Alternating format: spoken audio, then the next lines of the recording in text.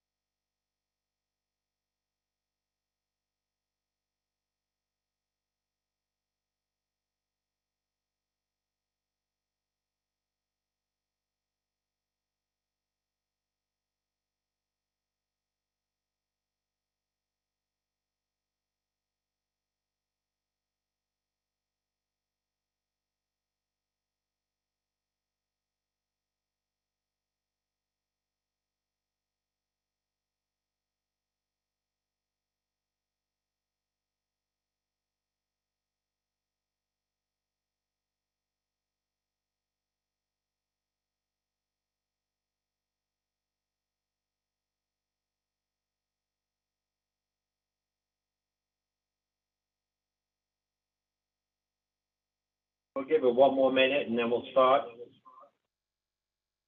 Give Ryan a chance to come on and Glynis.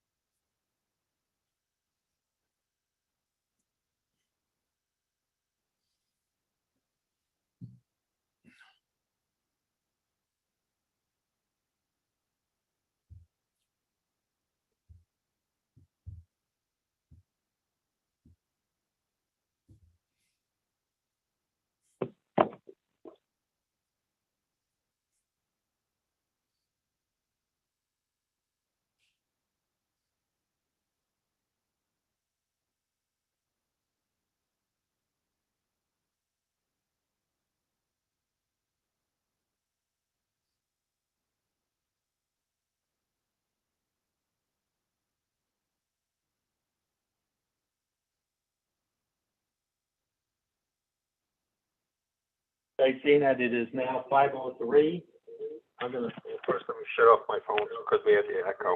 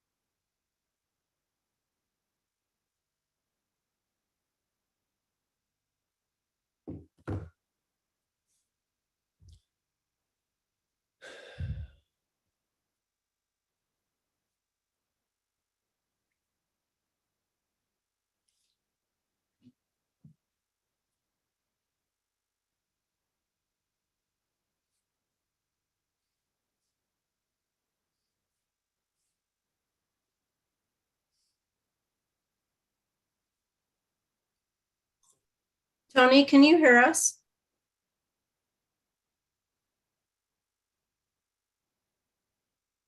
We can't hear you if you can hear us. But we've got everybody here.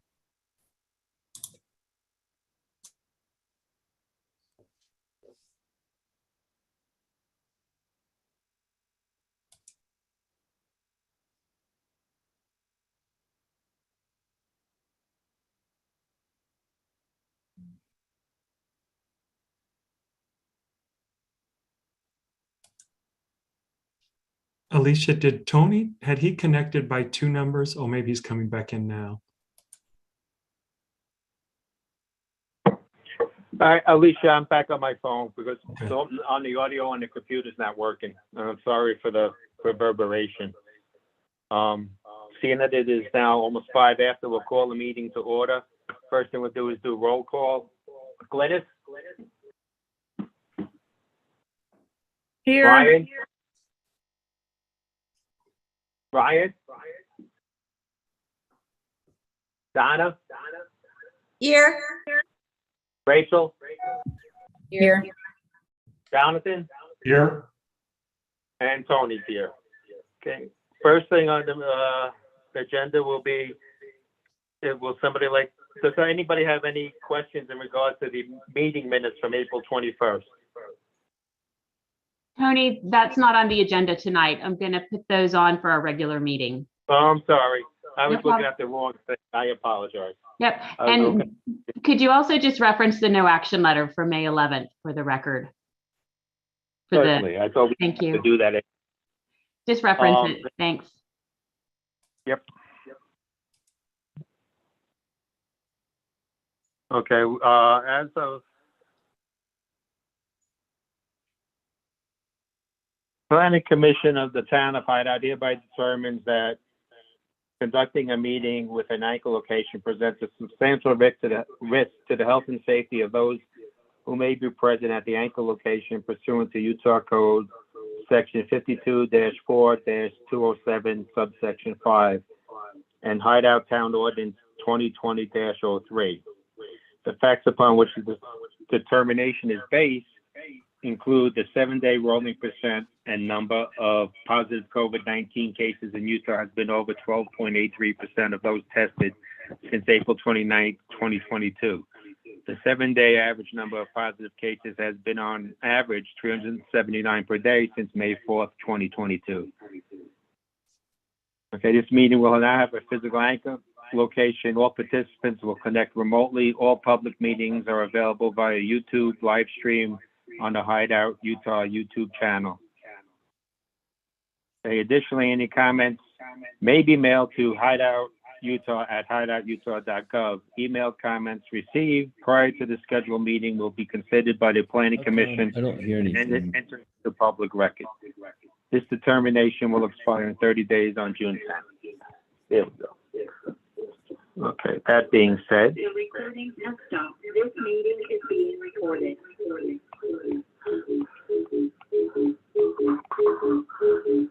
Okay, next on the meeting agenda is a review and a possible recommendation to the town council for the phase 2A and 2B of the Deer Spring subdivision, which has been continued from June 2nd, 2022.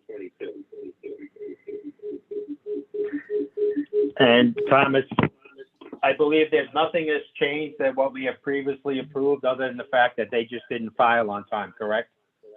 That's right. So I'll just give a quick background. I think you guys know this one pretty well. It's for Deer Springs 2A and 2B. 2A is 50 lots, 2B is 24 lots. They received final subdivision approval on May 13th of 2021. They are given, pursuant to the code, 6 months to record the document. They were not able to do that and requested a one-time 6-month extension. That carried them through to May 13th of 2022. And they were not able to record during within that year period. They've been busy with a number of things, construction, et cetera, a lot of back and forth design work, et cetera. So they're requesting a resubmittal. Nothing's changed in terms of the design, the number of units, the layout. They were reviewed under the prior code, the current code. And so they're simply requesting a review and a recommendation to the council for a reapproval of the subdivision 2A and 2B. And if you have any questions, I can certainly answer them. I left all of the documents in the staff report so you get an understanding of layout, et cetera. And it's also worth noting that their subsequent phase 3, and I think I mentioned this last night, will be coming within the next month or two to the Planning Commission and then the council. That's the phase that includes the park, et cetera. So they're running at a pretty good schedule right now. If you have any questions of me, I can answer them. I know that PT from Holmes Homes is also on this call, so we can answer specifics as well.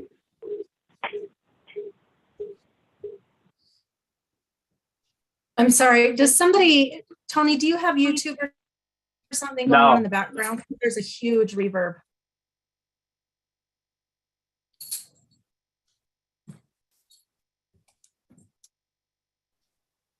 And Ryan, can you hear us? Yes, I can. I'm sorry. I couldn't at the beginning. So I Okay. probably missed roll call. So I'm here. Okay. That was weird. So yeah, I'm sorry about that. Sorry.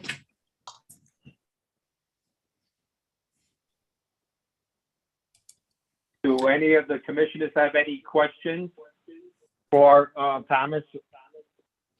So Thomas, it sounds like everything is what's already been approved, right? There's no major changes or anything. This has been approved a couple years ago, and it's just a matter of getting the approval now at this point, correct? That's right. Nothing at all has changed, actually. Not only no major changes, nothing has changed. It's just that they didn't record in time. Everything has stayed the same. They just need the reapproval. It's the way our code is written. Okay, just confirming that. I'm fine with it. I do have a comment about the resolution, Tony, at whatever appropriate point you think that would be.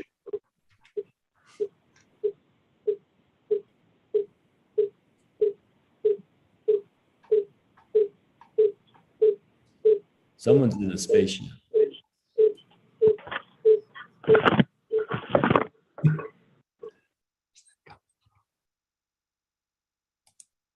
Go ahead, Jonathan. Okay, with respect to the resolution, under conditions of approval, in paragraph 8C, I'll wait a little further in the conditions of approval, 8C. With respect to 8C, I would suggest that we include EMS in there. As it stands now, our response times from across the Jordanelle are in the neighborhood of 18 minutes. And according to the Utah Bureau of Emergency Medical Services, that equates with response times of the frontier, where the rural is 10 minutes and urban is 8 minutes. And I really don't see us as out on the frontier, but I think EMS needs to be part of that approval with respect to the Wasatch County Fire District.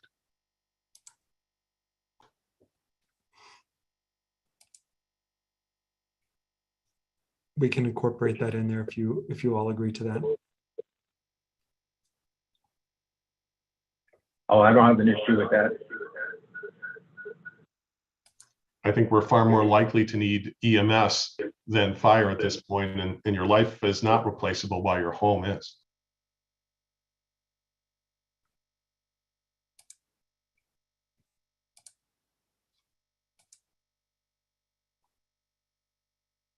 Any other issues or questions, concerns? And again, PT from Holmes Homes is here if you have any specific questions of their ongoing work, et cetera.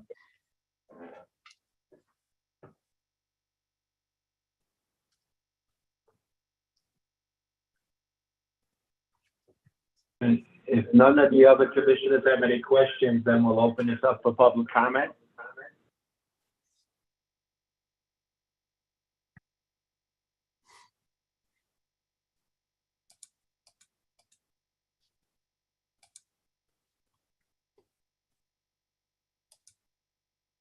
Tony, I don't see anybody who I is don't raised either. their hand. And remember, you raise your hand at the bottom of the screen, and or if you're on phone, I think it's *6. We determined, not *9 to unmute.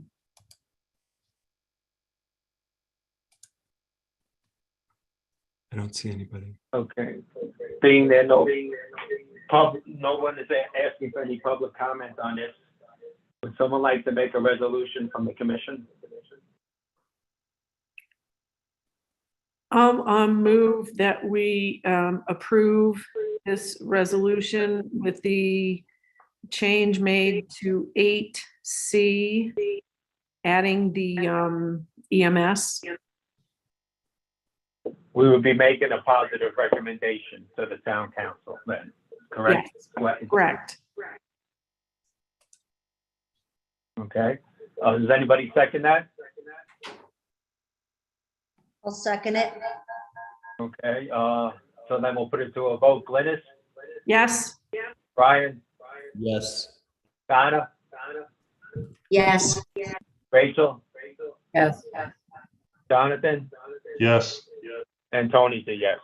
Therefore, this will go to the town council with a positive recommendation from the planning commission. Okay, next on the agenda is what seems like the never-ending discussion in regards to the Boulders MDA. Do any of the commissioners have any questions for Thomas or McKay or anybody else that's on from that project? What I could do, Tony, if it maybe would make it easier, we didn't really have a lot of time at the last meeting to walk through the staff report. We've outlined some specific issues that we want to make sure the planning commissioners are fully apprised of the issues, as well as understanding what their input is going to be. So I could maybe walk through that. They're kind of fly at a high level, if that helps.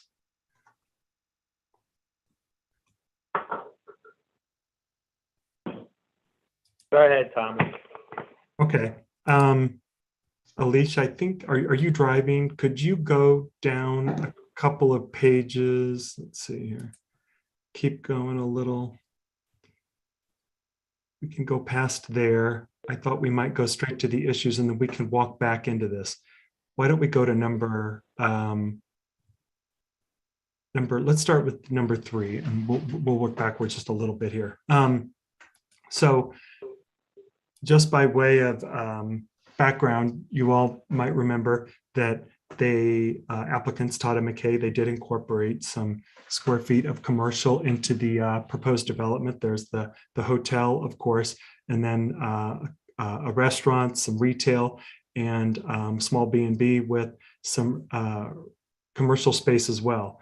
In addition, they added about 7,500 square feet of commercial space on the first floor of maybe 1, 2, or 3 of the big house condos, those condos that are located near the hotel.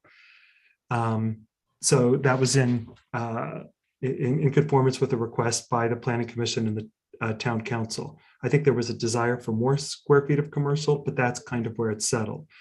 What we need to get an understanding of is, are you comfortable with the way the language currently reads? Because right now, the language reads that if the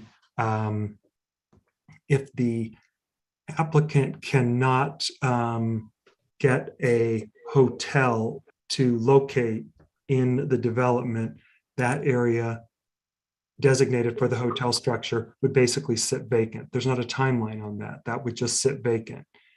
And then with regard to the commercial space, if they cannot find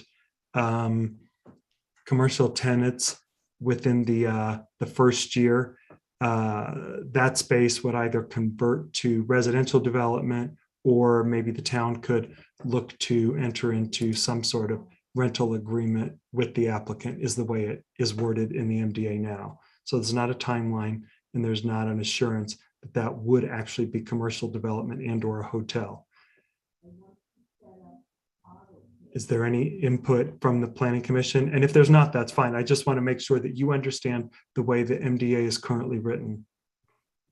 Well, I will say this, Thomas, and this speaking for myself, the hotel being there was one of the make or break points for me to vote for it in original proposal. If they're taking it out now, I have serious concerns, along with some other questions. Right, and in fairness to the applicants, it's not about taking it out. It's just a note that if we can't find a hotel, we'll just leave it vacant. It'll just be kind of vacant green space. But that's not how it was proposed originally. Right. I'm just letting you know that you are correct. I'm just letting you know that that's where it stands right now with the MDA language. And is it my understanding that there's no phasing plan where the hotel will be incorporated? Right now, there's not. And I know that that was something that the Planning Commission had requested and Town Council as well. But the applicants noted that, that puts them in a position of having to, kind of control the market, if you will, right? And that can be tough to kind of time the market. And so while it is common for an MDA to have a timeline where at least the applicant has to come back to meet, to convene with the Town Council, the Planning Commission, they did not want to incorporate a timeline in there. And certainly Todd and McKay, you guys are welcome to speak up here, but Yeah. I'm outlining where we are right now with the MDA. Yeah, the one thing I want to jump in and say is that we have it, Tony. It is completely consistent with what it is that we proposed. We're not proposing to take the hotel out of there. What happened as we went on to City Council and as we started getting into the language of the MDA, Paulie proposed that we have a definitive timeline on when the hotel is built, and if it doesn't get built within a certain timeline, that in some way our density or something like that reverts back, or we don't get it or something. And we've gone through this now a couple of times, but that's not something that we can do. We can't, for example, go to our partners and or lenders and say, we are going to buy this property and develop this property with the understanding that we have this entitlement, and then have that entitlement taken away at some point later. So the solution that we provided was not that we are never going to develop the hotel. And again, maybe you jumped off in our last meeting, I don't recall or not, but we went through this extensively. What we proposed is that we hold that piece of property out and not develop that property, not touch that property, and reserve it for a hotel, which is to say the rest of the development shoulders the burden of debt until it is all paid off, knowing that we are sitting with a piece of property that will be vacant up and until the time that we develop it as a hotel. We thought that that was a good compromise. So it's not, my point is, we're not taking back something we proposed. This is not different than what we proposed to the Planning Commission. What was presented to us was different than what we had originally proposed, and we proposed an alternative. And the main draw of this project for the town was the commercial that it would bring in on the front end. It's not 5 years down the road when you guys find. Well, and I think, well, I don't know that that was ever explicitly stated as a part of our proposal, but what I do know is that it is definitive that in Rob Sant's financial analysis, that it's not the hotel that provides the income for the town, it's the nightly rentals. The nightly rentals constitute 62% of the town's income. The hotel constitutes about 68%, and the hotel is 32% of the funds that come in off of sales tax and transient tax. The property tax is a different thing altogether, but it is the nightly rentals that is the financial boon to the town. It is not the hotel. While the hotel is certainly a benefit, 68% of it comes from the nightly rentals. Well, have you submitted that report so that the commission and the town council members can see it? It's not something I provided. You're going to get approval for nightly rentals. You don't have that yet. It was built into Rob Sant's assumptions. And right, just so everybody's clear, we don't allow nightly rentals right now pursuant to the town ordinance. I think that what McKay and Todd are asking for is a variance from that allowance in the ordinance. Right now, we don't allow for nightly rentals. Certainly in commercial areas for a hotel, that's a de facto nightly rental, and we do allow for that. But in terms of nightly rental of units, right now we don't allow for it. So that would be a second variance or it's not a variance request, it's a change of code that they would be requesting for the project. Yeah, and Tony, what clearly came out of that financial analysis that Lewis Young did, and again, that wasn't something that we produced. That was something that was paid for by the city and produced by the city. They asked for information from us, and then they generated that on their own. And clearly, what came out of it was what I just explained, the financials that I just explained there, and also, if for whatever reason you're operating from the assumption that the baseline density are these 98 single family lots, and let's just go forward and develop the 98 single family lots. What came out of that is that without having those as nightly rentals, the town actually loses money every year. You start at about a $700 deficit and it grows at build out. My point being, property taxes alone cannot sustain the town. I mean, and maybe it's just this development, but it's not self-sustaining. And without nightly rentals, it operates at a deficit. And so when he compared that against what it is that we're proposing, it was, roughly $1 million a year in revenue, of which it's, higher property taxes because there's more units, more value. But of the transient tax, the sales tax that come off of the entire property, the bulk of that, 68% of that comes off the nightly rentals. Those are not my numbers, those are Rob's. Well, and I think just to add to that really quickly, I just want to make it really crystal clear that these are not changes from what the Planning Commission originally approved. These are further restrictions that the City Council has asked for. But at Planning Commission, we never committed to a time frame on the hotel. We never committed to a time frame on the commercial. We committed that we would do it, but as with anything, it's all market driven. And that was a further restriction that the City Council had asked for, where we agreed to restrict the land. Not even the City Council, the staff asked for. That's true, staff. But I'm just saying, I just want to make sure it's really clear, because it was characterized that these are changes that we made and that we're pulling stuff out. We are very clearly proposing the same exact thing we did. It's just further clarified that the land where the hotel sits will not be used for anything other than a hotel. So until we can get a hotel there, it will sit there, meaning we can't go revert it to something else. We can't build condos on it. We can't build nightly rentals on it. It will be the hotel, plain and simple. So the way these, you guys also have to understand that when the last MDA was circulated, it was during the course of the meeting. So now that we've had time to go through it, we have a lot more questions than we did previously. Well, that may be the case, Tony. We're just referring to the point that was just brought up. McKay, quick question. So is it likely that you would take the hotel pad off and sell it to a hotel developer / operator? That's pretty typical, correct?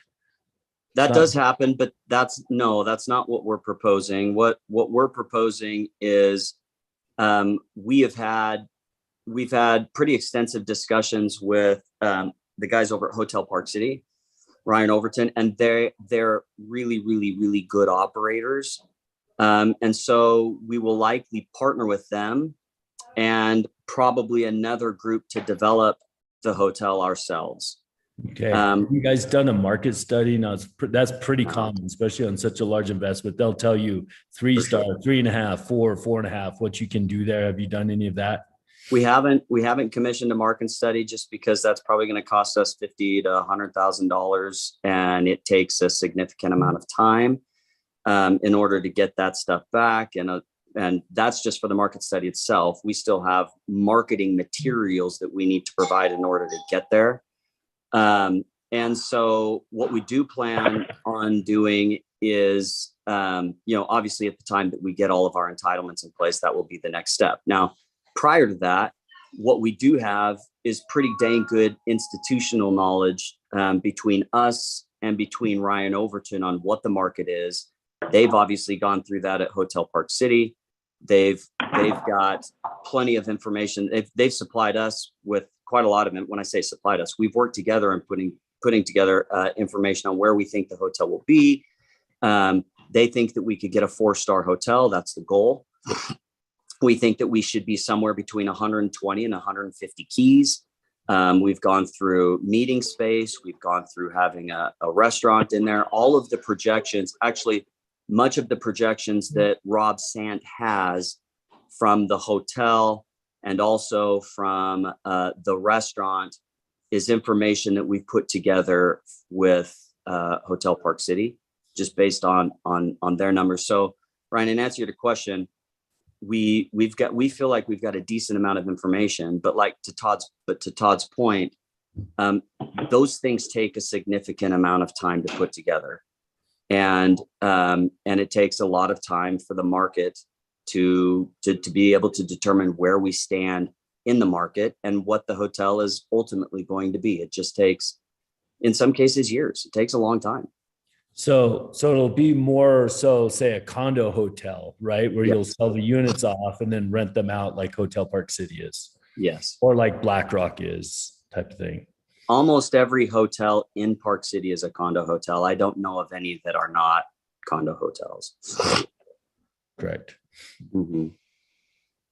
And so from the city's perspective, if we really were in a tight financial crunch, it sounds like lifting the 90-day limit and allowing nightly rentals on what we already have approved. We can make the financials work that way. If really all the money, the 68% is coming from the nightly rentals. Right? I mean, there's no doubt about it. There's no doubt about it. There is a 20, I want to say there's 20, well, I'm looking at it right now, $27,624,886 comes from nightly rentals on the condos. That's the total revenue. $13,104,402 comes from the hotel. It constitutes 32% of the total. The hotel does. Ryan, to your point, if the town decided right now, the town's policy and the town's general plan is to not have nightly rentals. And so the master MDA does not allow for nightly rentals, and the town, and per the general plan and the recommended or the enacted. We're asking for nightly rentals. That's right. Right now, the town does not allow for that. So this would be a switch. But, you guys had a bit of a discussion last night about nightly rentals.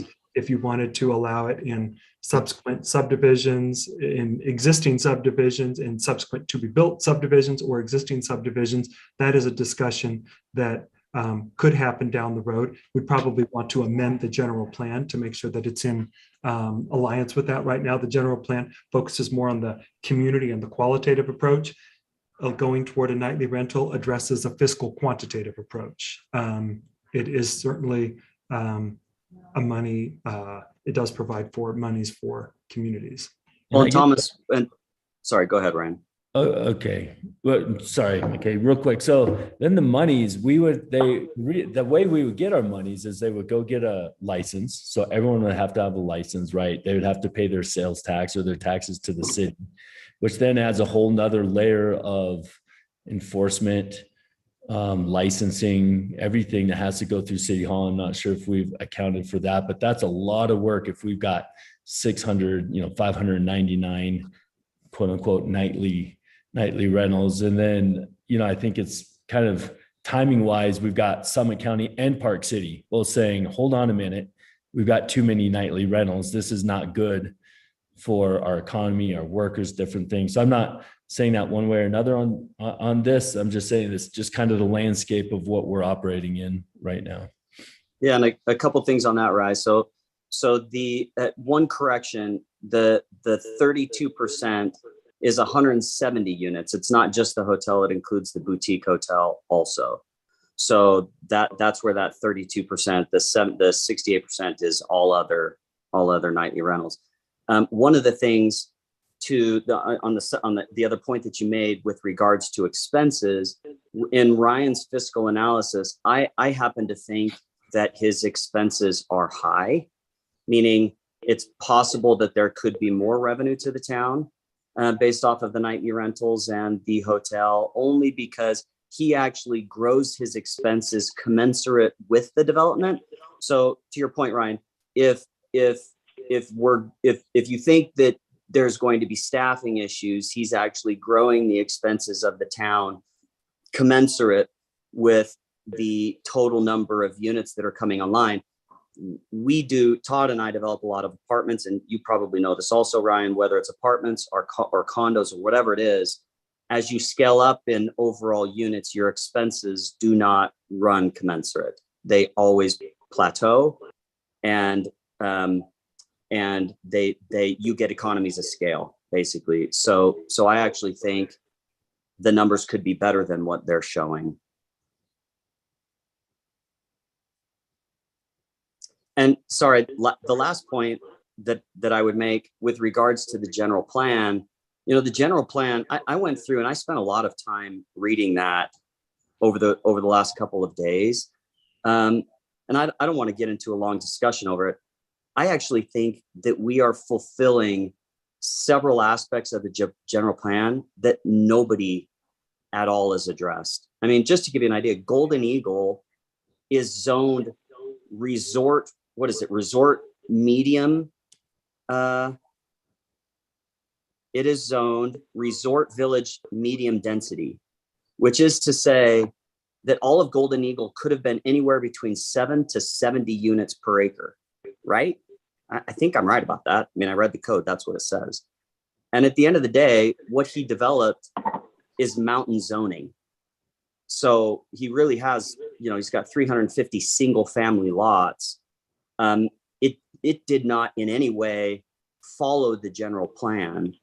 So, while we're basically the inverse of what he had. He has 280 acres. I mean, theoretically, he could have had 280 acres times 70 units per acre, I guess. And so, we're basically the inverse of that. He is, in my opinion, I think the town is exclusively single family homes. I think, Thomas, this actually fulfills the general plan. And I mean, I could go through it in detail after reading it, how I think that this actually helps the town fulfill the general plan in a way that 98 lots never could dream of doing. So anyway, sorry, It is in fairness that the MDA preceded, that MDA that you're discussing preceded the 2019 general plan. And so there were some differences in direction. And so it's important to note that. But certainly the general plan promotes small town quality, view sheds, and noted the desire for a town center commercial development. There's no doubt that it aimed in that direction, and there was significant public input that led to that. But I think that there's not a resort component. I mean, after going through that whole exercise that you guys went through last night, when you looked at the remaining parcels of property that the town has, there's not a single resort component to the entire town.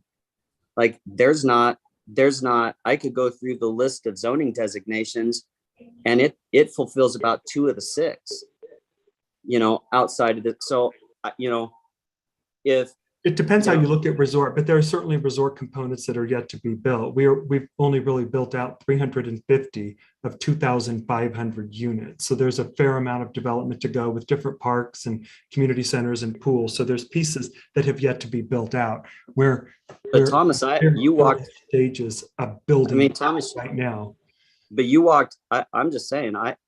You walked through the entire town last night, and what is going to be developed. And what is going to be developed. And I'll tell you right now, it was enlightening to me because I think what we are providing is the answer to that general plan. Meaning, I don't see resort village medium density. I don't see resort village high density. I don't see medium density throughout throughout the entire MDA. Not all of those are built out yet, though.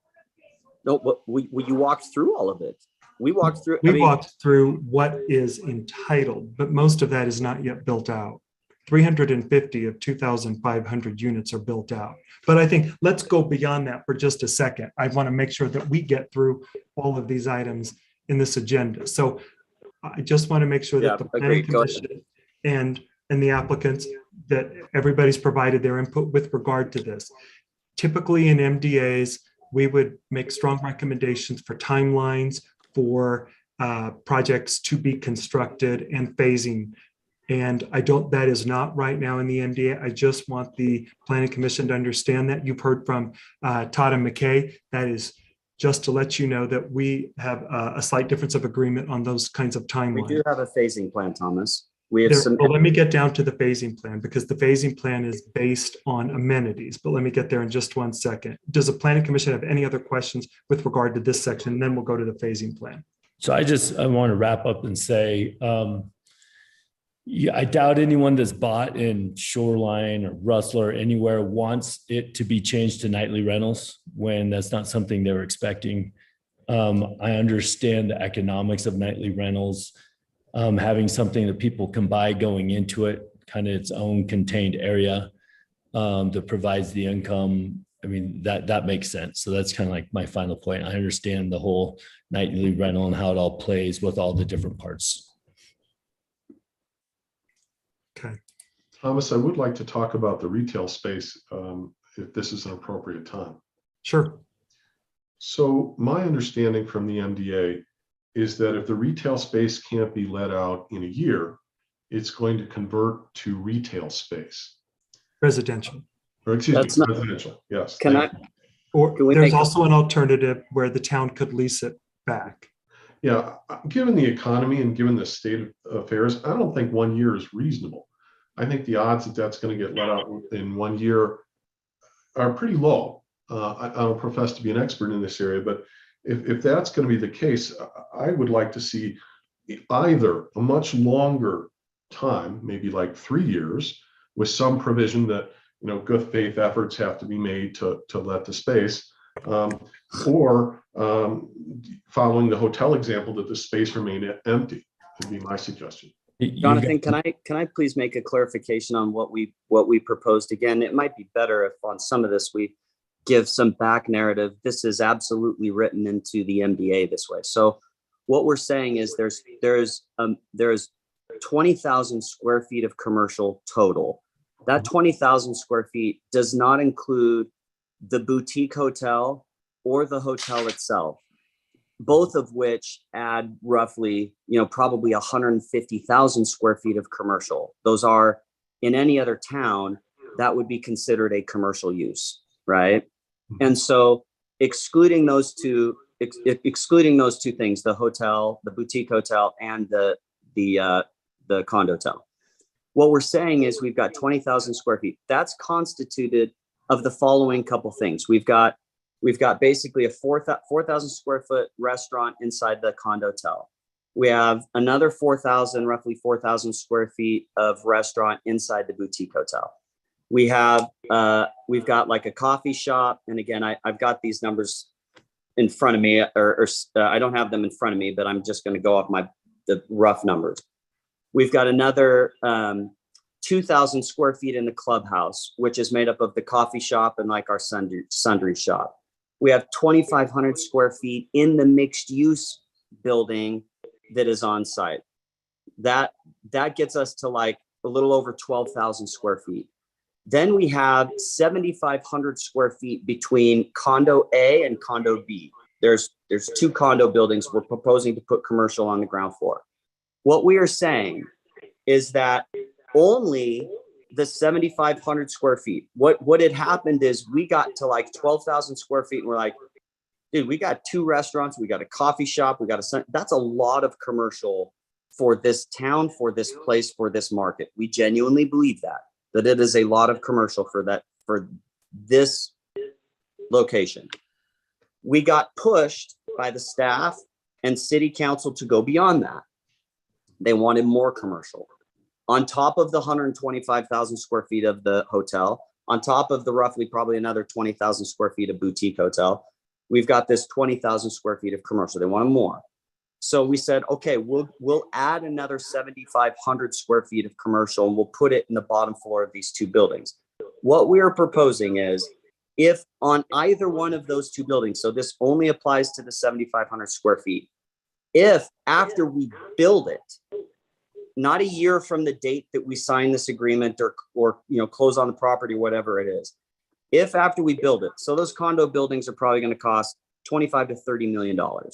We go build this $30 million building on the ground floor. If we've got 3,500 square feet of retail on the ground floor, and we've built this and we're stroking the payments, and we can't get somebody to come into a vacant space, then we just want the latitude to be able to convert that back to residential is one option, or from the property taxes that we've generated to the city, the town can come lease it from us. The town could say, hey, we could put our, I don't know, any one of the staff's offices up there or something like that.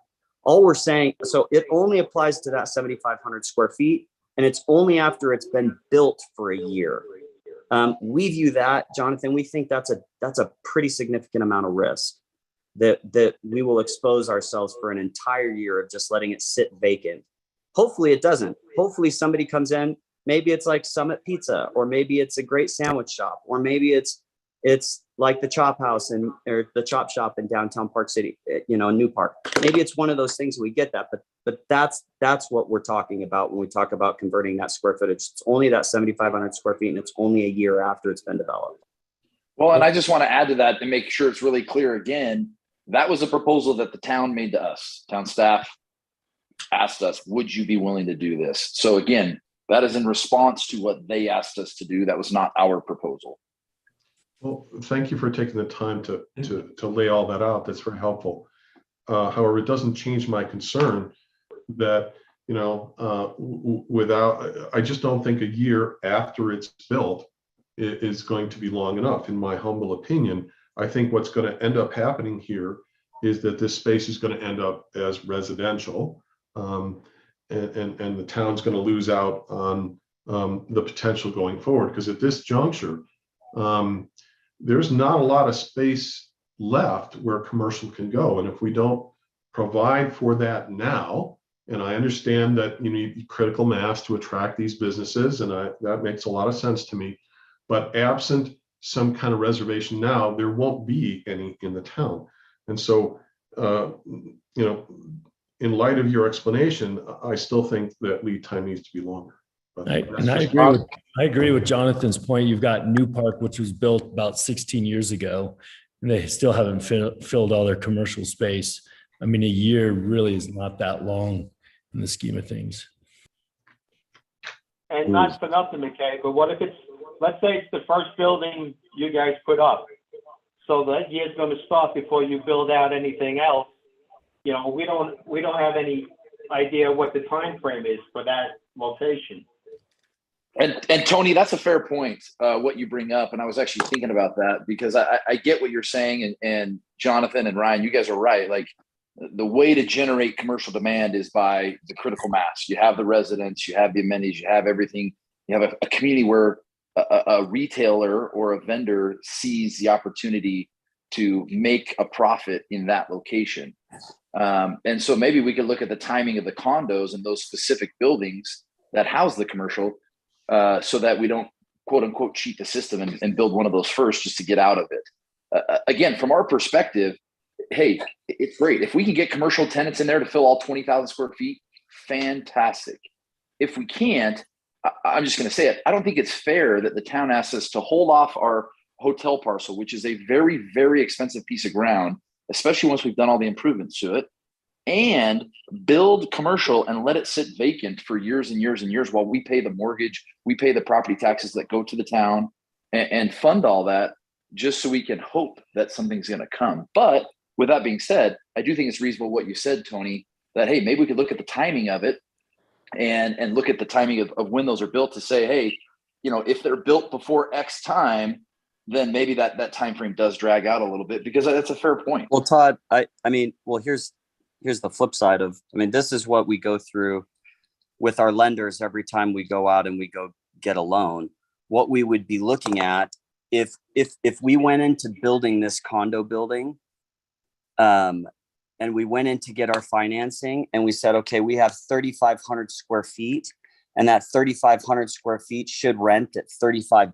It just called for cheap on the cheap, $3,500 a square foot, or I'm sorry, $35 a square foot. That's 125, call it $125,000. We're going into our lender without a commitment, and we're saying we're going to have a net revenue of $125,000 annually that is not there to pay down the mortgage. So I mean, from a financing standpoint, we would already be starting at a disadvantage because we're going to have to cover that nut for an entire year.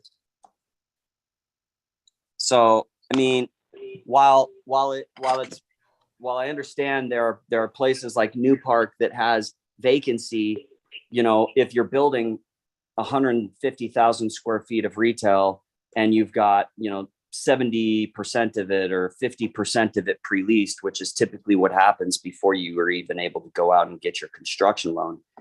You sort of, you know, you build it knowing that you can cover at least a certain percentage of it. And then you wait for some of the tenants to come. I mean, it would be one thing if New Park had, you know, 50 to 75% of their stores vacant.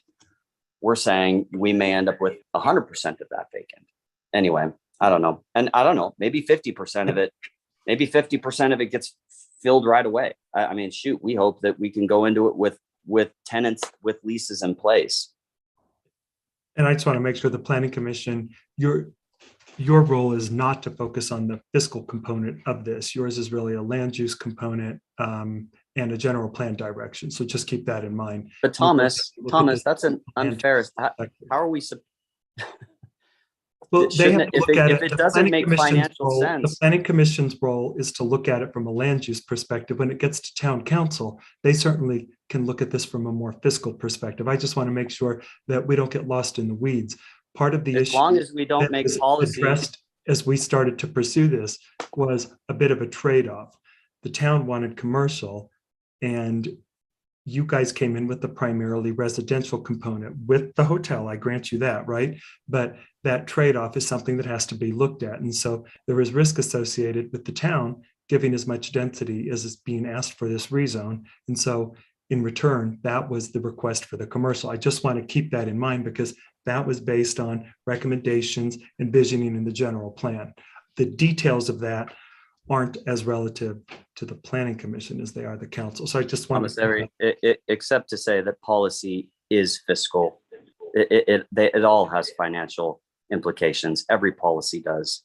It does. It also has land use implications for what actually takes place in this location. And so I just want to make sure that we kind of keep those two a little bit separated as you go to council. That is something they look at.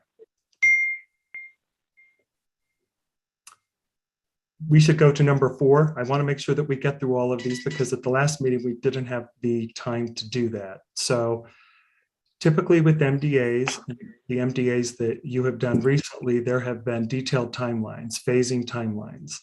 And that recommendation was made by the Planning Commission up front. And working with Todd and McKay to try to allow some flexibility. That kind of fell out of the MDA and actually never got put in. And so there's a phasing component that is proposed within the MDA. Once they hit so many units of residential development, they have to build a component of the park or the trail system. When they hit the next phase, they have to build the next component of the park or trail system. What was originally discussed was a phasing plan to understand where things might be built on the hillside and to kind of tie that to the former number 3 discussion, commercial development. Where would that fall? The applicants have not agreed to a timeline or a phasing plan, nor an overall timeline for the MDA. I don't know if the Planning Commission has any input on that. That is just not something that they've agreed to yet. Thomas, I'd like to just address number 5 or 4 on the bottom there. McKay, have you guys acquired any water rights yet? We are not closing on any of our water rights until we know if we can close on the property and have the entitlements.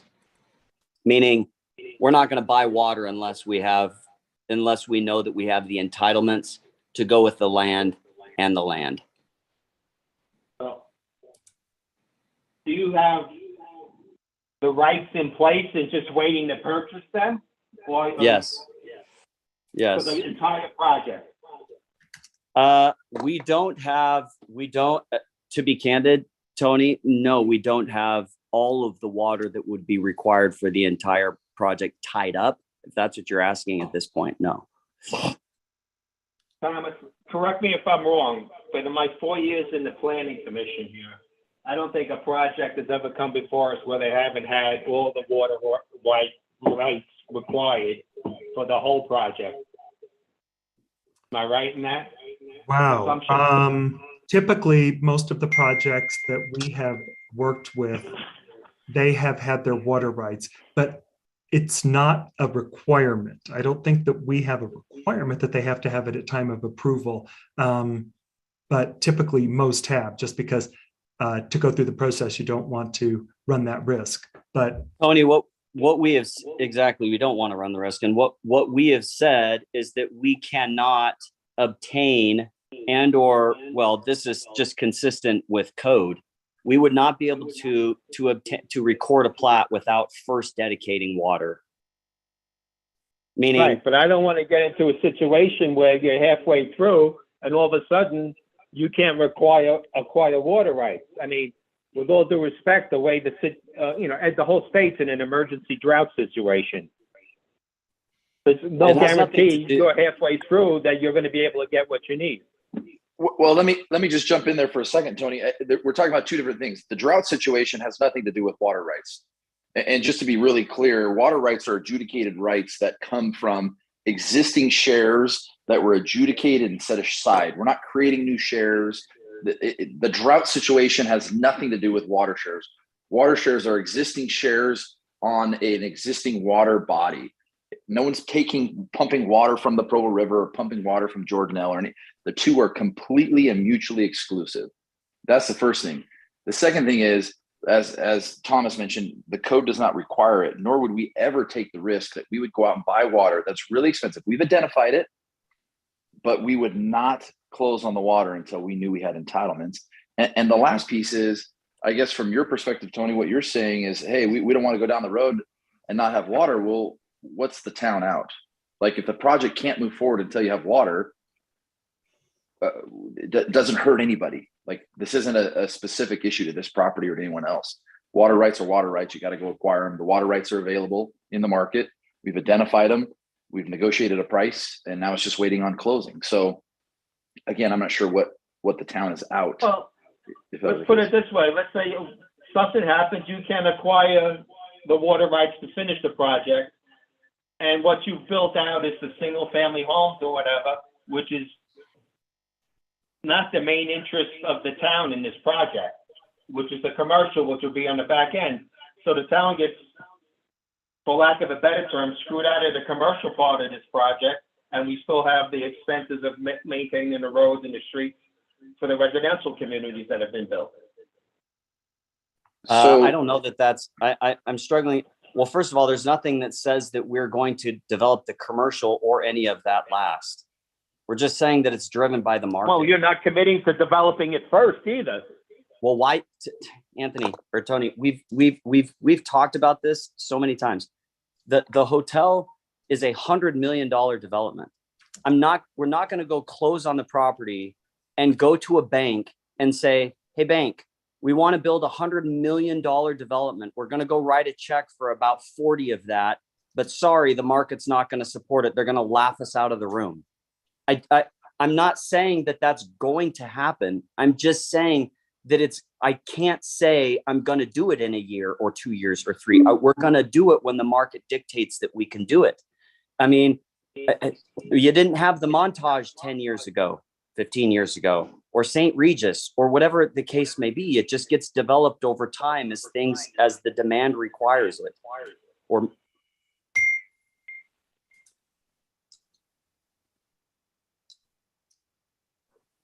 I don't know why this bit is a challenge.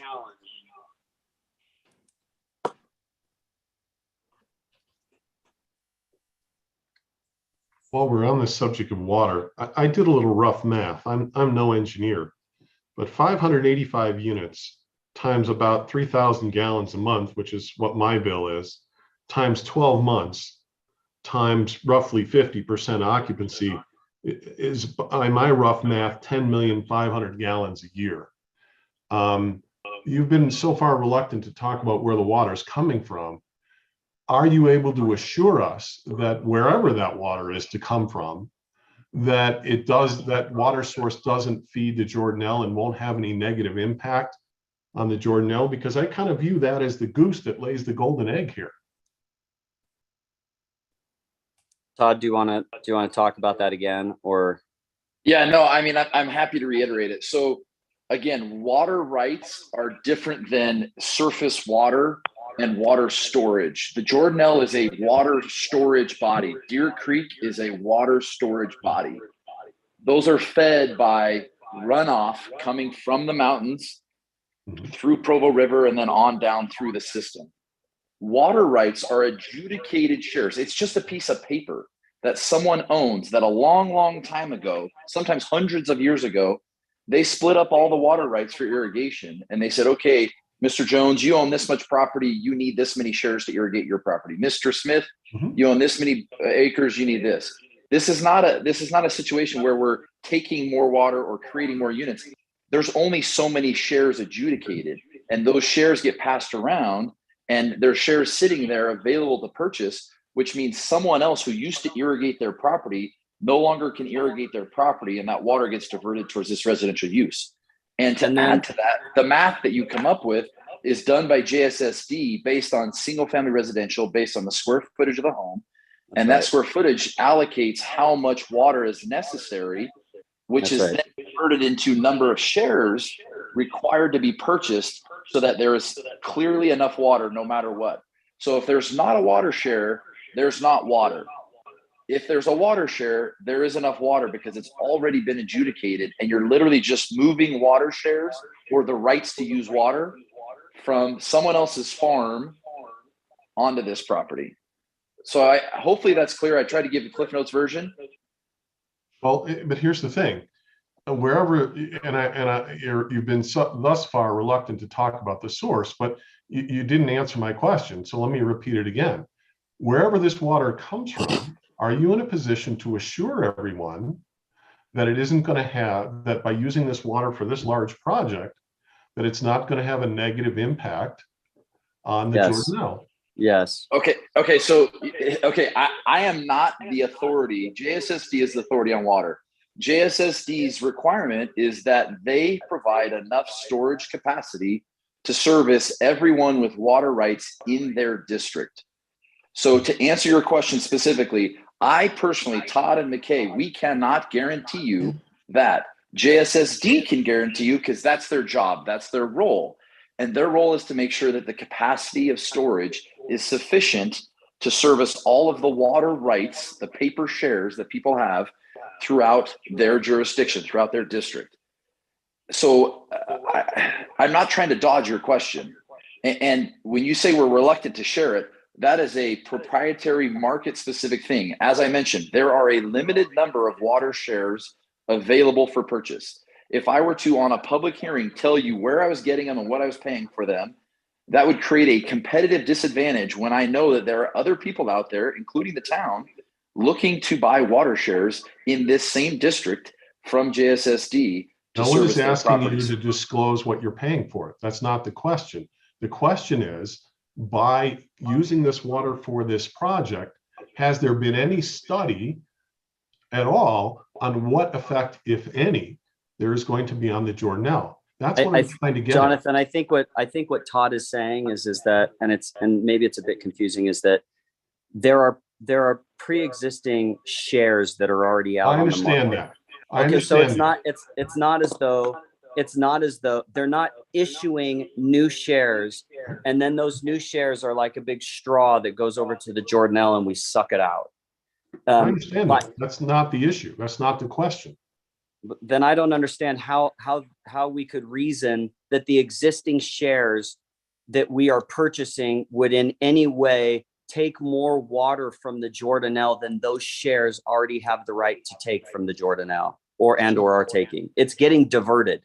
It's getting diverted from one piece of property to another piece of property. That's it. Wow. So the answer to, I guess, to my question is no, there's been no study, and you're not able to give any assurance. No, Jordan, no, JSS, that's what Todd just explained. JSSD goes through that extensively. They know exactly how much water they have and how much water can be put into the system. One other little, and so there are the sources are already there and already available. We're just moving them from one piece of property to another. Can I jump in real quick? So the state has already allocated water shares, right? Like you said, they're time stamped. They go back 100+ years. There's water rights in Camas, Boulderville Ditch Company. I mean, you name it, right? Weber Basin, Provo. So what you're saying is you can buy a water share from a different district, transfer that, they'll have a conversion rate, take it to JSSD. They'll say, okay, we'll give you one residential unit. And then they have wells. Is that right? They have wells in the ground that they pump the water out. Now they have more capacity to take more water out to then supply the residences within their jurisdiction. Is that how it works? Yeah, meaning we're not depleting the water supply. We're just moving it from one place to the next. The land, not necessarily the reservoir. And you're right, Ryan.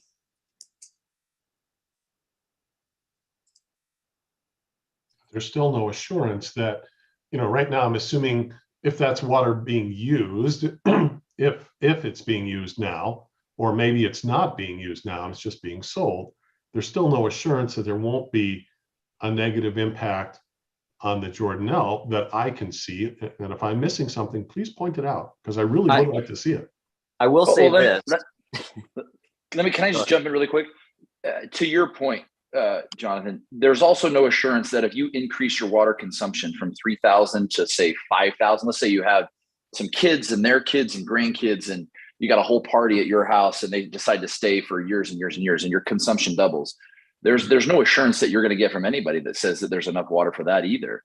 That's the point. The point is the water shares are already there, and JSSD's job is to make sure that the water is serviced there. And the water, as Ryan pointed out, most of the water comes from wells. Most of the water that is used for culinary purposes comes from wells.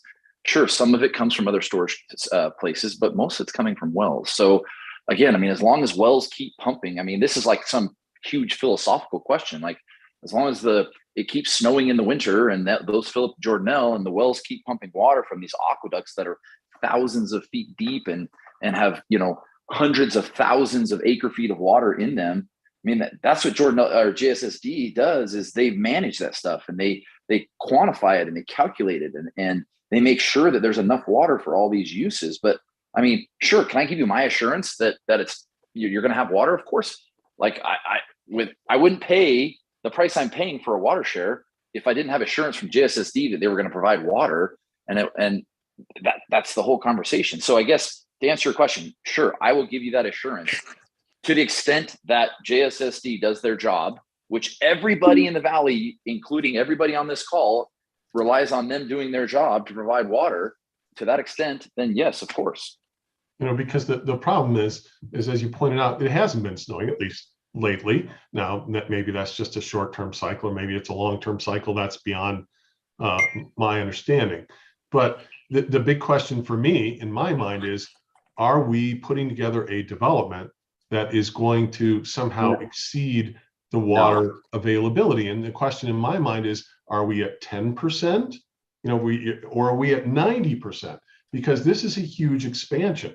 And without some comfort level that there's actually going to be water, because if we run out of water, that's the end of property values. Yeah, Jonathan, I think the safe answer to that is no. You're not, by virtue, if the question is, by virtue of our development, are we going to deplete the water source in the Jordanelle? The answer to that is no. Absolutely not. In fact, there's one option that we're even looking into. There's an existing well that's on site. Granted, it only services one home.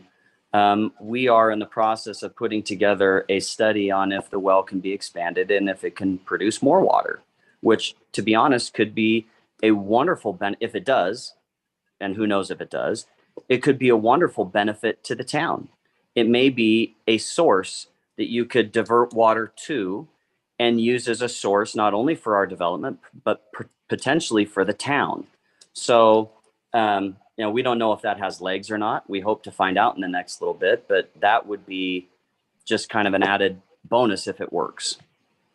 Well, I don't want to prolong this, but I got to tell you, I have been had a number of discussions with residents that are very, very concerned, and absent some assurance, got a tough road to hoe in my mind, and I'm not seeing or hearing any assurances. And at one point, 2 points, you and I have discussed, that you were going to supply some indication or some data showing where we are in the big scheme of the water supply. And I haven't seen any of that. And I got to tell you, there's I've spoken to a number of people that are really concerned about it. Now, I don't want to drag this out any longer than necessary because there's a lot of other issues, but I guess I got a fair amount of discomfort here. Well, and I think it's a big one. And I understand you're looking at a reservoir that's at 50% capacity. I've been here 23 years. I understand, right? It's not what we want to see. Just from selling real estate, I've done a fair amount, not like the developers, but a fair amount of water work. And I sold a piece in Timber Lakes that had a 55-acre lake, Witt's Lake on it with, 90 acres of land around it. And the landowner who owned the lake couldn't pull the water out of the lake to just even irrigate the brush or hay or anything. The water, surface water, is completely different than water that is underground. And I think that's what they've been talking about is the underground water is where you get your water shares for culinary use. The water in Jordanelle is more surface water, which is a different use. It's like they're water, yes, but they're two different uses. So that's just my knowledge on the subject. My understanding is our water comes from the Ontario drain, or a large percentage of it comes from the Ontario Drain Tunnel number 2. And if Tim or Tom have a different understanding, I hope they would pipe up. Yeah, that seems to be the understanding. Well, go ahead. Jonathan, I totally understand where you're coming from, and I know that you're fair-minded and well-intended, and I totally get it. And with seeing the water levels where they are, it intuitively it sort of makes sense that you should be concerned, as we all are, about the amount of water that the valley has been getting, not only where you guys are at, but where we are down in the lower valley. I do know that one of the major reasons why it has been as low is they do divert. To Ryan's point, people have these rights, and surprisingly, there's a huge amount of water that gets diverted from the Wasatch and Summit counties down into Salt Lake County.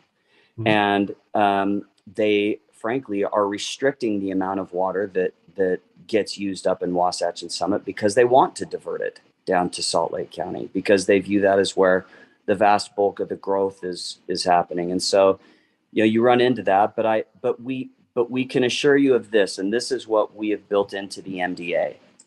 There's, the belt and suspenders, I think, for the town is this. Number one, we cannot record a plat, which is to say we cannot sell one thing until we have proven that we can provide the water shares necessary to service that home. Okay. The other thing that we've built into the MDA is that we have to, and I can't remember the exact language, but it's in there. We have to tap on to JSSD's line, and we have to be able to be served from JSSD, which is to say, like Todd said, they go through these extensive studies and the understanding of where the water is and what the capacity is. We have to be able to have the water necessary to be able to physically pull it up, and the shares necessary in order to dedicate to the city in order to be able to record a plat. So the long and short of it is we're not going anywhere unless we can prove up that we have water, and you'll have JSSD back there and other water entities back there that will determine whether or not that's a possibility or not. And based on everything that we know, it completely is. Well, I guess I would just reiterate Tony's concern that if it doesn't work out that way, the plan isn't going to come off. And without some assurances that there are in fact enough water, that remains a concern in my mind, and I gather in Tony's. Well, the shares are there, and just to give you an idea, water is a complicated thing. It's just there's people that are, when I say complicated not in the sense that it's hard to get water. It's complicated when sometimes it is. It's just complicated in the sense that, it's just maybe different than you might think of it. But JSSD, my point is the water is there. And even if it's not there today, it will be there tomorrow or 2 months from now or 3 months from now. It is just a function. Water is sold like stocks, right? The shares, they're sold like stocks. They're bought and sold and traded. Let me help, maybe jump in, because I think you're kind of saying the same thing. That this is Tim, and I want to make sure everyone's aware. So in Utah, water rights are classified as real property, and so they're bought and sold much like real estate. So there are a lot of water brokers online here in the state that share water rights as they are tied to property. Now, if they need more water than on that property than that property currently has, then they can actually, like he's talking about with Jordanelle, they have to own a water right to divert it to use it in the state. So they can go and transfer water from a different property if it's for sale to be used for their current property that they're talking about here. So it's kind of Jonathan's right, and McKay is right, and it's just, I think I want to just kind of get that out there on the record that they have to have the water rights to move to purchase the property, because there is water rights already up there, and it's again part of the property. It's real property that's attached to that parcel. So whatever, I don't know how many shares are there because I haven't been involved in that, but if it's, let's say it's 10 shares and they need 20, then they have to go find an extra 10 shares that they can use for that property. So hopefully that explains it a little bit better. I do have a question. How, if at all, will this be affected by the current matter that's pending to adjudicate the general determination of rights to use of all water, both surface and underground, within the drainage area of this Utah Lake and Jordan River in Utah? So how, if at all, is your plan affected? Oh, it's backwards. You can't read that. By that matter.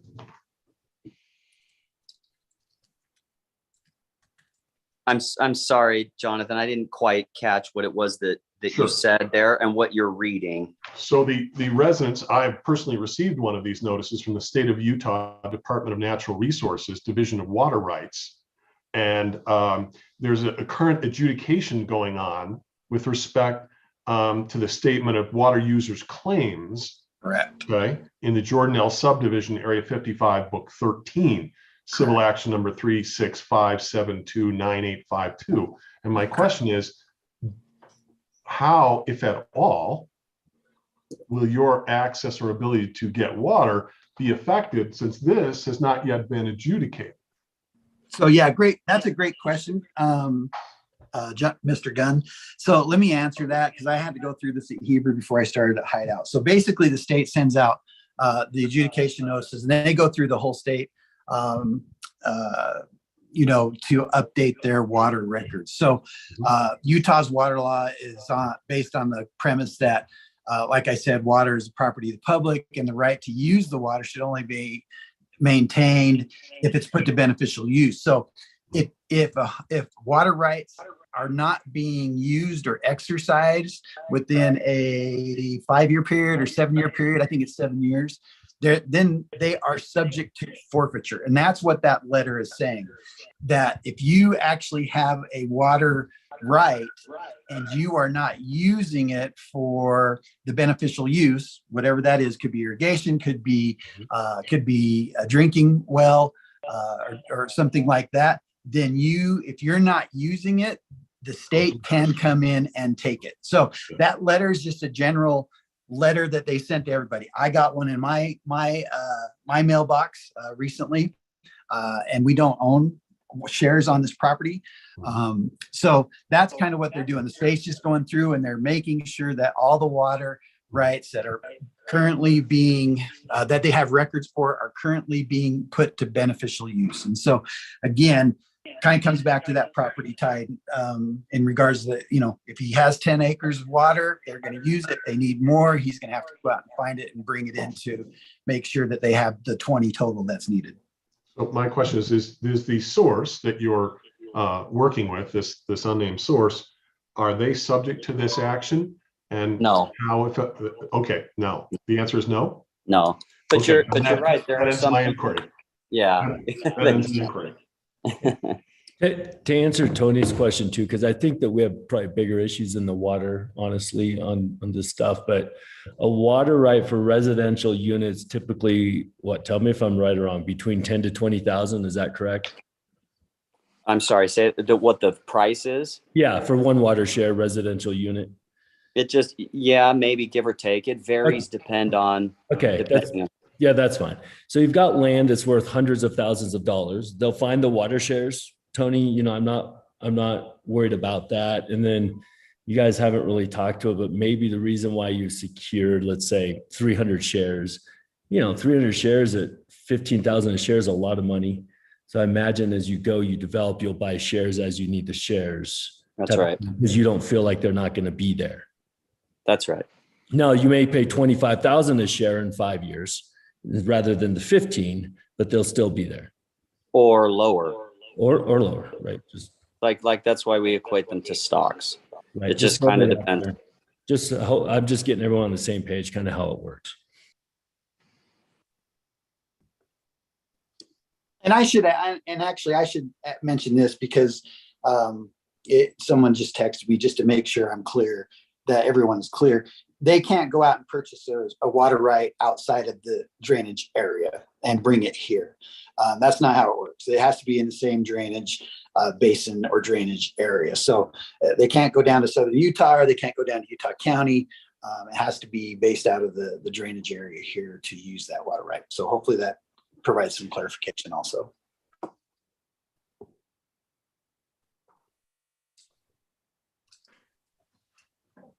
Any other questions with regard to phasing? So again, the way the MDA is written right now is there is not a definitive timeline for completion, and there is not a phasing plan. So you guys, I know, kind of discussed a little bit about the water. What if all the residential got built first and then there were no water rights or availability? Would the hotel then suffer? Part of that issue is one of the reasons that we often prefer to see phasing plans in an MDA left open. There is no guarantee for the town in terms of the timing of either residential or commercial. Thomas, every time, literally every time in every city, in every master plan community that we have developed, we have shown a phasing plan. We are not held to a timeline or to the order of that phasing. It's strictly to say, this is how typically those are required because they want to know the infrastructure phasing plan. They want to know that the water is looped. They want to know that the sewer is looped. They want to know that the roads work. And so you don't end up with either a fire or typically it's just a fire issue. It never at any time in any development that I have ever done or heard of is somebody required to build this phase before that phase or that phase, because it's usually tied to your infrastructure. So I'm just going to have to disagree on that. We're happy to provide. I just want to be clear that I've never worked on an MDA in Park City or other that didn't have a phasing plan or a deadline. I just want to be very clear. We've worked in different geographies. That's fair.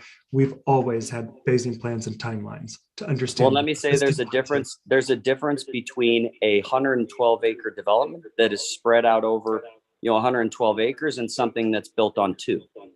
or 5 or something like that, where your I've your typically worked vertical on 500 acre vertical is developments. spaced. Right. I've typically worked on the larger ones. Correct. I've never seen it.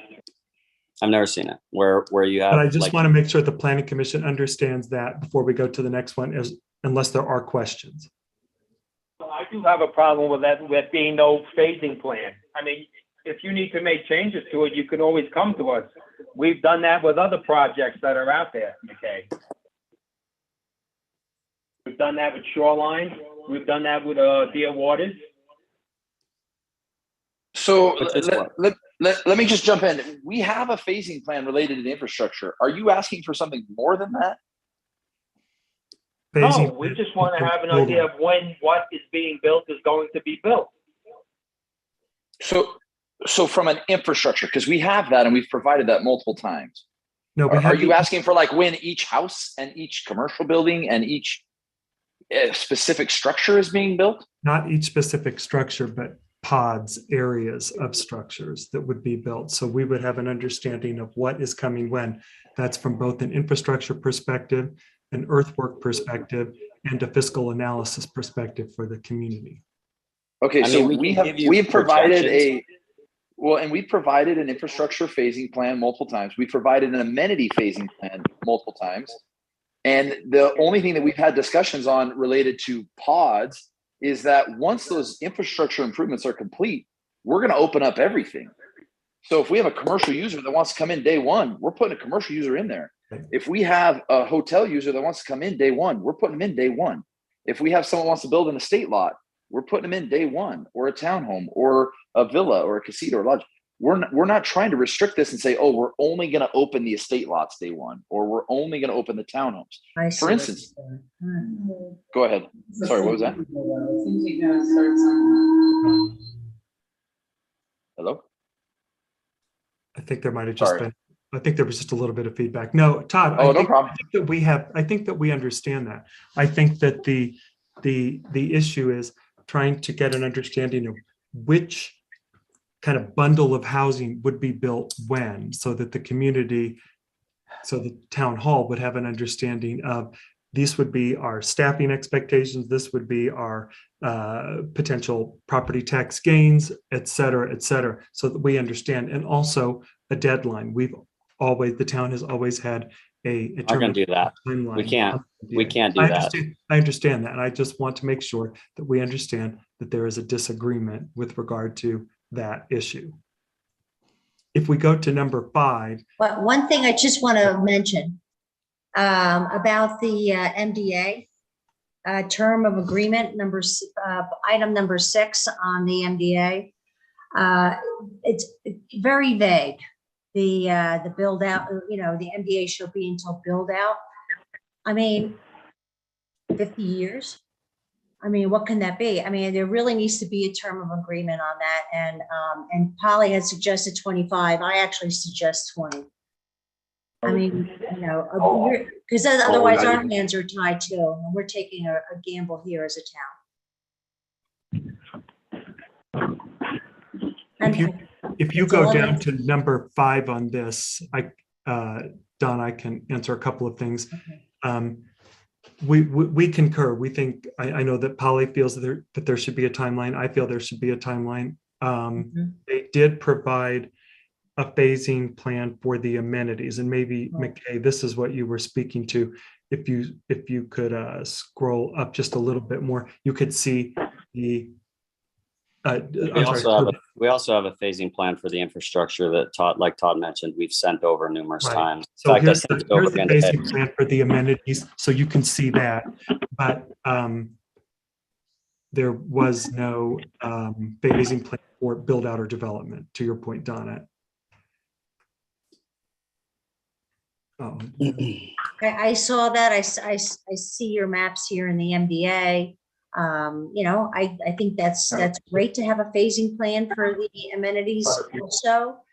I just don't see how you can build a casita at the same time you're going to build a townhouse, at the same time you're going to build one single family home without without roads in? I mean, are you gonna move from one area to the next? Aren't you, I mean, to me, it seems disorganized. And if you look at our Deer Springs, well, we just approved on, they have a phasing plan. We have a phasing plan. I'll say it for the 5th time. We have a phasing plan. In fact, I sent another one over there to Thomas and to everybody today. There is a definitive infrastructure phasing plan. Like Todd said, Right, but home phasing plan, huh? homes like casitas, is there like you're gonna start out building a single family homes, or you're gonna start out building maybe the section of the townhomes? So Thomas, do you want to just pull up the phasing plan since it was emailed to you? This morning, yeah. That's been emailed months ago, but we've got another one that was emailed this morning or this afternoon that we can use that too. I'm just saying that I know it's there. We can pull up the concept plan and we can walk through it without okay, there we go. But according to the MDA, it says that there shall be no phasing. I mean, no restrictions on when. I think this is a road phasing plan. I think this is infrastructure, not build out, actually. Okay, so go to, okay. I'm talking about build out. Go to. And that's correct. Hold on, McKay, let me just jump in. You guys are exactly right. I just want to make sure we're clear. What we've provided is an infrastructure phasing plan, as well as what you're looking at now is an amenities phasing plan, because that's what we were asked for. Now, I believe what you're asking for now is a build out plan to say, we're going to build lot 23 on January 5th of 2023. No, phasing of pods, not nearly that specific. That wouldn't make any sense, but really. Okay, so go back to the go back. Okay, but let me just throw this out there. Prior to starting this company years ago, I used to run a home building company that built 8,000 homes a year across the country. We were one of the 10th largest home builders, and I'm not patting my own back. I'm just giving some context for my comments. We built over 8,000 homes a year. We were one of the largest 10 home builders in the entire country. We would never have committed to build any one house before another because it's 100% market dependent. But here's the thing. We are going to bring in, and we are already in negotiations with multiple builders to build different product types. And so I think this is helpful, Donna, to your question, because it's a good question, is, hey, I don't know, it sounds disorganized. It doesn't make sense. There will be a builder who will build the townhomes. There will be a builder who will build the villas. There will be a builder who will build the lodges. There will be a builder who builds the casitas. And they all may start at once. There may be multiple builders that build on the estates, meaning we may have individuals that come in and buy lots and build custom homes. We have custom builders that are already making offers to buy lots to build for their clients, et cetera, et cetera. Those guys all want to start building at the same time. They don't want to wait and say, oh, well, I'll buy the townhomes now, but I can't start building until all the single family estate lots are built out. They want to be able to build now. And the market will dictate how fast they can build and how fast they can sell and how fast they can close. And so I appreciate and understand that it seems a little disorganized, but we have to have the ability to go in there and build everything. And if we have builders for all of those segments day one, then we're going to let them go and build all those segments day one, because that only accelerates the timeline to build commercial, because you're generating critical mass. It only accelerates the timeline to build the amenities, because now you have the demand and the ability to pay and service those amenities, and the build out of the community with the infrastructure and everything else. So again, our goal is to build it as fast as we can. But I cannot tell you today that I am going to predict the future and tell you that the estate lots are going to be first, and the villas are going to be second, and the townhomes are going to be third, and the casitas are going to be fourth. I can't. I have no idea what price point and what product segmentation, because these are all different segments. The reason we did it this way is because they each apply to a different buyer profile, demographic profile for a price point, and it goes up from lowest price all the way up to the estate lots being the highest price. So I don't know if that's helpful, but hopefully that gives a little context to it. Well, Thomas is Tim. So McKay, let me help you out a little bit here, just kind of where I think everyone's kind of coming from, give you a little background. Thomas, flip to that road plan really quick for him, if you don't mind, the utility infrastructure plan, the phasing plan. I think Alicia's got it. There you go. Oh, sorry. Yeah. Okay. So one more. There you go. Right there. So McKay, everybody, this looks great. There, it provides the in and out that you need to. I think kind of what we're talking about is go to that the westerly road on phase one where it connects into 248. I think what we're trying, what everyone's concerned with, because we've dealt with this everywhere.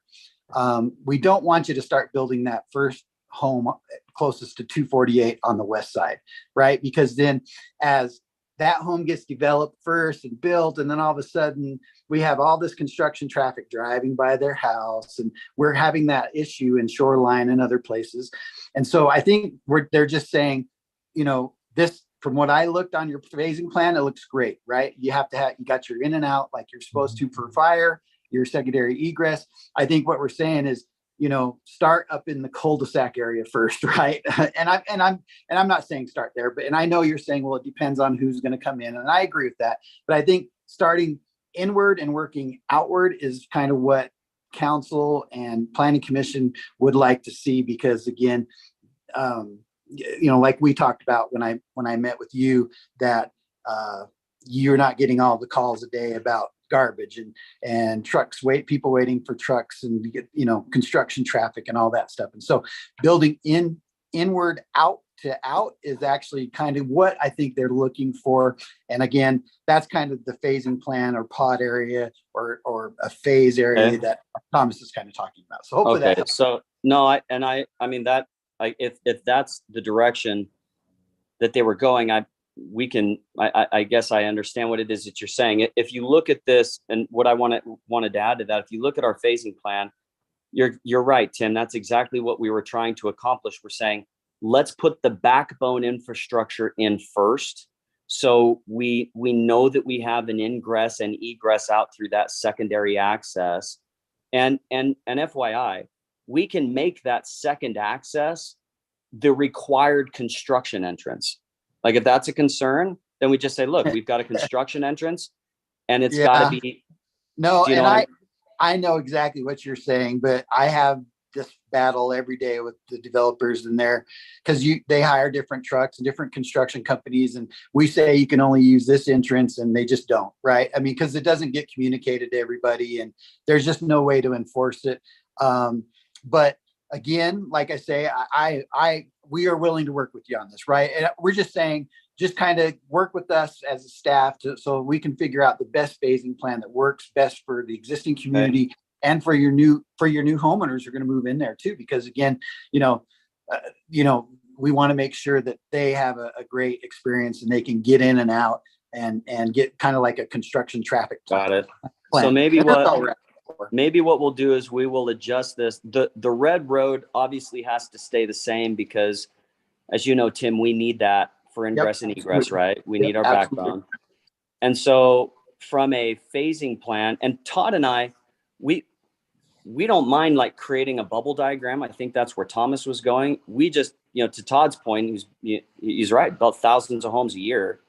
We don't stick with any specific timeline when it comes to that, but we can say, okay, let's put the townhomes in and with the casitas and something around that core more in phase one. And then phase two, we move outward from the town core and we go, maybe to the the second half of the villas, and then the lodges, and then out to the estate lots. And so I think that's what I'm hearing you say, Tim. Is that correct? We work. Absolutely. And you have to have your infrastructure in, like you're talking about with fire and secondary egress. So I do appreciate, and I know where you're coming from. Again, it's just like Thomas was saying, just work with us so we can go, okay.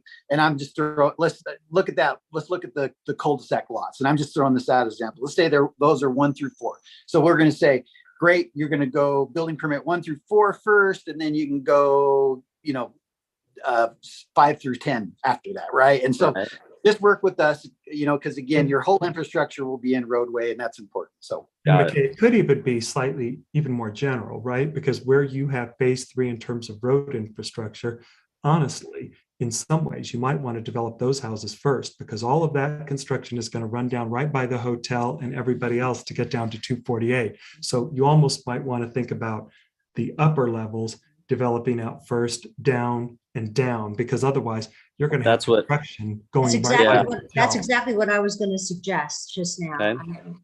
I think we can make, sorry, Donna, go ahead. No, that's exactly what I was just thinking and was suggesting, because you don't want to do the lodges right in the beginning and build that first along the primary phase 1 road. You want to start from the back and then move forward. Okay. And I think it also helps us prepare the nearby community members, those in Golden Eagle, Soaring Hawk, et cetera, what is coming when. We have a community responsibility to let people know what the timing is. This is a pretty large area. That's all we're saying. We were not talking about specific housing. Got it. No problem. And we can accommodate that, and we appreciate the feedback and the clarification, because we can definitely accommodate that. Okay. So I'd say, since we're talking phase, well, first, Tim, I understand your plight. That's a thankless job. Even when we phase it like this, I guarantee you it won't solve the problem. If we go back up, can we go up to the amenities and when they're being built? I'll start with my advice. Nightly rental type properties, they love clubhouses and pools and hot tubs. That's why they buy. And if you go, I think you had after 400 certificates of occupancy, which that could be in 10 years, right? Who knows? To me, that seems a long ways out. My advice would be to move that up. And then for the city, like pickleball courts, I think it was 300. Who knows? That could be 8 to 10 years away also. Like, I'd like to see that one moved up. It's not a huge expense. It also comes with parking, with it, that I think that you'll probably need. So for me, it made sense to maybe move those two up. Pickleball more for the use and enjoyment of the community, and the clubhouse and the pool probably more to help sales. So those are my 2 cents. Okay. And this kind of stuff is actually really helpful, Ryan, because number one, I appreciate just the background that you've got and all of that stuff. But after yesterday's discussion, Donna, I happen to agree with you. I think pickleball's phenomenal. And I think it's only growing, and, people, they love it. And especially, it spans all demographics. That's what I like about it. You have kids, like I've got my 13-year-old and my 17-year-old, they'll spend all day doing it, and they do it with their grandparents, which I think is phenomenal. What Todd and I didn't know coming out of yesterday's meeting, and we in no ways want to open up a discussion on if we're doing, reordering amenities, but is the amphitheater even something that the town wants up here? The pavilion, we certainly would prefer not to have the pavilion, and we think it's a little bit redundant with the clubhouse, but we're trying to come up with ideas that we think not only work for the community, like you said, Ryan, things that will help the community, things that the community wants and needs within the development, but also within the town. And if the town looks at this and they're like, and I feel like maybe we frequently hear this from Chris, maybe because I think this just Chris's negotiating style, but it appears that there are some things that you don't value at all. And if that's the case, we'd like to know what those are. Like if you don't value the amphitheater, we certainly don't want to have to pay for it. Or the pavilion or something like that and I know, Thomas, I'm not trying to hijack your agenda, because I love what we're doing going through all of that, but just something to think about, because as I listened to you yesterday and you're looking at the broader plan, maybe those are things that the town doesn't see as having a whole lot of value. I don't know. The last thing I'll throw in on the pickleball courts and the pool is Hideout. We're at what, 350 units we've said, and they started building probably in 2004, 5. So we're 18 years down the road, and we wouldn't have basically a pool or pickleball courts yet. And I'm pretty young, but I don't have that long.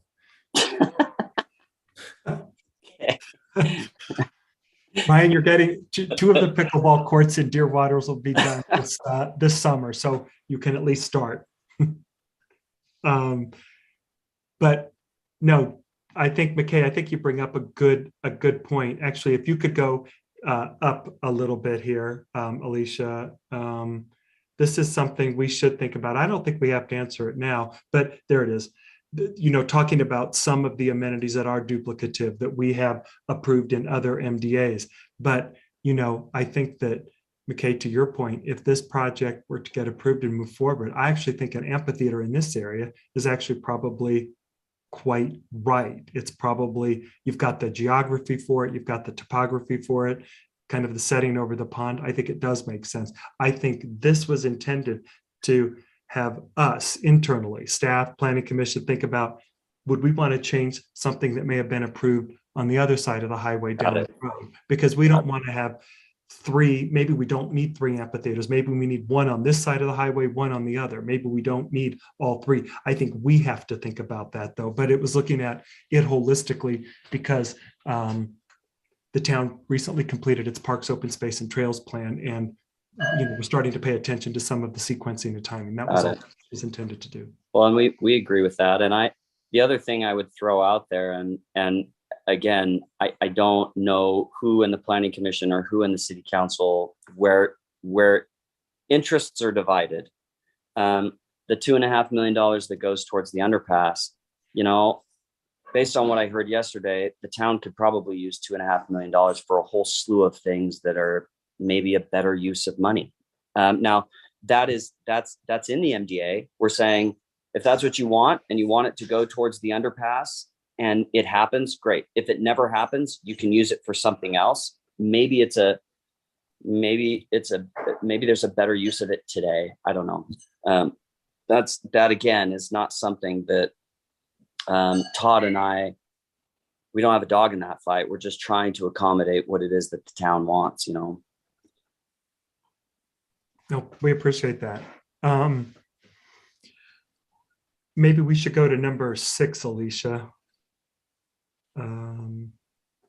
Okay. So the planning commission, you all did have this discussion at your last meeting. This is basically just to make sure that the planning commission understands there are some requests for waivers, deviations from the existing 2020 Hideout Town Code. And some of the rights of way issue, I think Todd and McKay did a good job of explaining that. I think pavement widths for roads will meet the town code. You were requesting some reductions for PUEs, public utility easements, which started to make sense in terms of topography. But it's just that the town should know that that is a request for a waiver. There were some development on sensitive lands that are being proposed that we normally, pursuant to the existing town code, would not allow for. Some stormwater and basin locations that have to be worked out that might require deviation from the code, retaining wall heights that would be higher than what we currently allow. We were looking at visitor parking, bike parking. I think you guys were starting to look into some details of that, or maybe down the road, you guys were going to look into that for council with regard to where that would be located. And then there were some setback discussions, some reduction in setbacks where maybe cars couldn't fit in front of buildings, but there would be a parking pad located between the buildings. It's not something that we would generally support. It's not something our code allows, but those were some of the exemptions, and also the public space requirements. And then the other one that you guys discussed earlier that wasn't put into number 6 is the request to allow all nightly rental where we currently don't allow nightly rentals in the community. And so, Thomas, that's a great summary. That packet that Alicia just had pulled up, it should cover all of these items. I don't know if you want to take the time to go through that or not, but again, it's totally up to you. We're taking your lead on that. You tell me what you'd like to do. It's up to the planning commission. If you guys want to talk about some of the reasoning for those requests for waivers from code, if you want to do that now, or if you want me to go through the next couple of items and then we can maybe go through some of the graphics if that's easy. I just want to make sure, in fairness to Todd and McKay, we get through the whole because we haven't been able to do that today. I know. Why don't we get through it, Thomas? And if we need to go back, let's go back. Okay. Number 7 is design standards. Right now, there are no design standards that have been drafted or submitted. I think it's something that Todd and McKay had kind of we discussed a little bit earlier before, who would make up that committee? Typically, the town is asked that there's a planning commissioner, a council person, and then a representative from the development community for that. But also that would require, if approved, a set of design standards so that there's an understanding. You guys gave early on, I think it was even as far back as the concept plan review, you guys gave some precedent images. So there was a pretty good understanding of kind of the mountain modern kind of approach that I think you guys were looking at. But I think moving forward, if this were to go to town council, I think the planning commission had wanted design guidelines to be submitted so that there was a pretty clear understanding of what would be built. Yeah, we can go ahead. Oh, no, go ahead. I was just going to say, we can we're working on putting together architectural design guidelines. Again, those, I mean, you go to a development in our past developments. I mean, we've got a book that's this thick, and it's got all of our ARC and the HOA docs. We're obviously not going to be able to produce that right now. And so maybe, Thomas, offline, we can talk about what it is that you're looking for, because it's just got to be a condensed version of that. I fully understand that, right? Because the detailed one would be a condition of down the line, right? I fully understand those are long documents. Well, and each one, like, we'll have one on the villas, one on the casitas, one on the lodges, one on the estates. Like, they're going to have their own specific little design components that they have to adhere to. And we fully support that differentiation. We think that makes kind of unique neighborhood pods up in the area. And also, this is probably my biggest fear, is that we've got enough homes. We've got enough of shit, quite honestly. Like, I don't care to get Fieldstone up here, Richmond. Oh, we're not doing that. Right. So I don't know how we do the standards, but to make sure that we don't get a production builder that's just putting the most expensive unit there. So that's a big fear of mine. We don't want this, Ryan. We don't want that either. In fact, we've got, Todd mentioned before, the home builders that we're courting right now. They're all pretty much Park City home builders or have had extensive, lots of development experience in building and custom homes in Tuhey, Red Ledges, Promontory. I mean, these are guys where we know that if we say, hey, we want you to run with the lodges, for example. In fact, we had a conversation just last Friday. We brought a builder up, and we are picking and choosing them, and talked about the lodges specifically. And we said, look, this is the face of the development as you drive by and you see it from 248. And we have a very specific image in mind of what we want it to look like. And I love Spence. He's a good friend of Todd and I, and Spencer Holmes, and I love the stuff that they do. And we think that many of you live in those homes, I know. And so, but we've got a very specific design standard that we want to try to meet. And so we're there with you, Ryan. Did I lose you? Anything else on that one, you guys? Let's go to number 8. And then I think we've only got a couple more, and then we can reverse back as needed. Contributions to town. Todd and McKay outlined the $2.5 million contribution for the pedestrian tunnel. That follows right in line with the general plan. It follows right in line with the Parks Open Space Trail Committee, Parks Open Space Trail Plan, recommendations by the committee to connect the east-west as one of the priorities of the plan. I think you guys recommended $500K over the first 5 years. And if you scroll down a little bit more, we modified that, Thomas. So all $2.5 million comes when we close on the PID now in the latest MDA. Okay. And if you scroll down a little, Alicia, I think number 3, you noted that the town would use it for something else that was necessary. Okay. The other contribution was the $300,000, and Todd McKay, remind me how this was supposed to be paid. I forgot. It's a per unit payment at time of CO. Is that right? Time of permit. $500 per unit. Okay, and so that would be paid at time of building permit, which equates to roughly 300K, I guess, is where we landed on that, right? Mhm. Yeah. And, Yeah. and It then, was a little more at the higher density. Now that we've reduced the density, it'd be a little bit less. okay. I don't know, Tim, did you want to convey, I know that at the last meeting, Planning Commission was trying to get an understanding of costs for maintenance, because there were some discussions early on. Should this be HOA roads where they maintain the roads for public use? I know there was some pushback by Todd and McKay, but Tim, if you could give us an understanding, what's roughly an annual cost for maintenance on the roads? Planning Commission had asked. Yeah, and we actually talked about that. And so I think that might be a number that might change. Correct, McKay, if I'm wrong? Yeah, we met and talked, and now most of, property taxes generally are where the money comes from to keep up the road maintenance and everything on that stuff. But we talked with Tim, and Todd and I we agreed that we would up that amount, especially since the density has come down. We don't know what number we're going to land on yet, but we'll get back to you guys on what that number is. We're trying to work with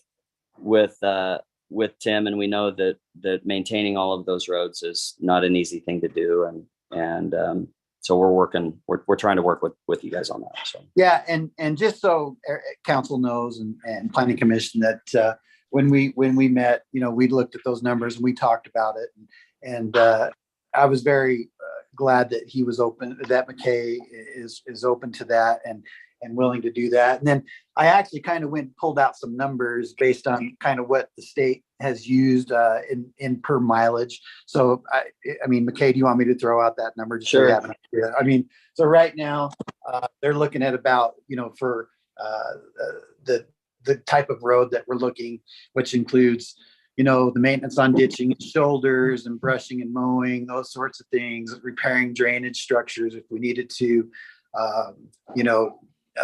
paint pavement markings, repair asphalt, resurface asphalt, sign maintenance, replacement problems, spot surfacing.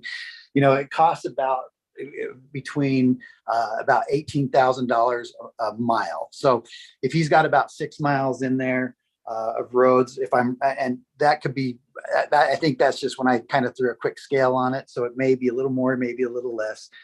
But we're looking at about 114, so 6 miles times, 18,000 or 19,000, we're looking at about 114,000 yearly. So just again, I'm grateful that they're willing to work with us to help us out, because again, it is a big issue if the town takes us on as public roads.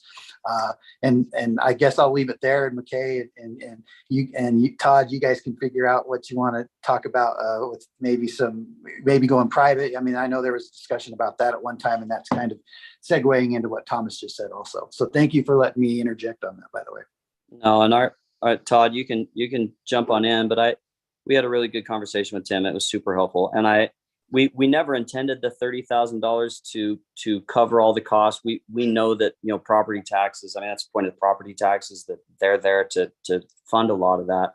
We just wanted to give a little added boost. And so, and to maybe even help jumpstart some of that a little bit. And so, the idea, just to jump in really quick, McKay, the idea was that we would offset, the first few years of operations until the community was substantially built out. And so, when you hit that 5 or 6 year mark, the plan is that this community be substantially built out. It may not be 100% built out, but substantially. And so, to Tim's point, it's like, hey, we got to offset some of those costs until those property taxes kick in, and those property taxes can cover all those costs. And so the idea was, we came up with that number of 300,000. That was quick, high level math.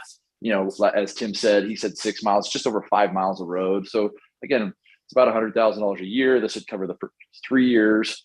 If it was a huge deal, we could go to 4 years.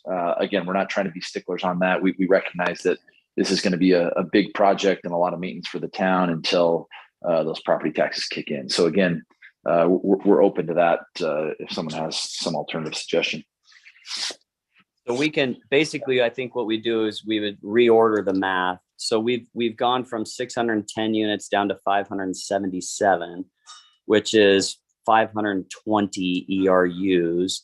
And so because the number overall, it was $500 a unit, which is kind of how we got to that 300,000. So what we'll have to do is, because we have fewer units, we'll have to bump up the cost per unit. But we'll go back and reorder the maps. So, and to get something over to Tim so we could talk to him about it.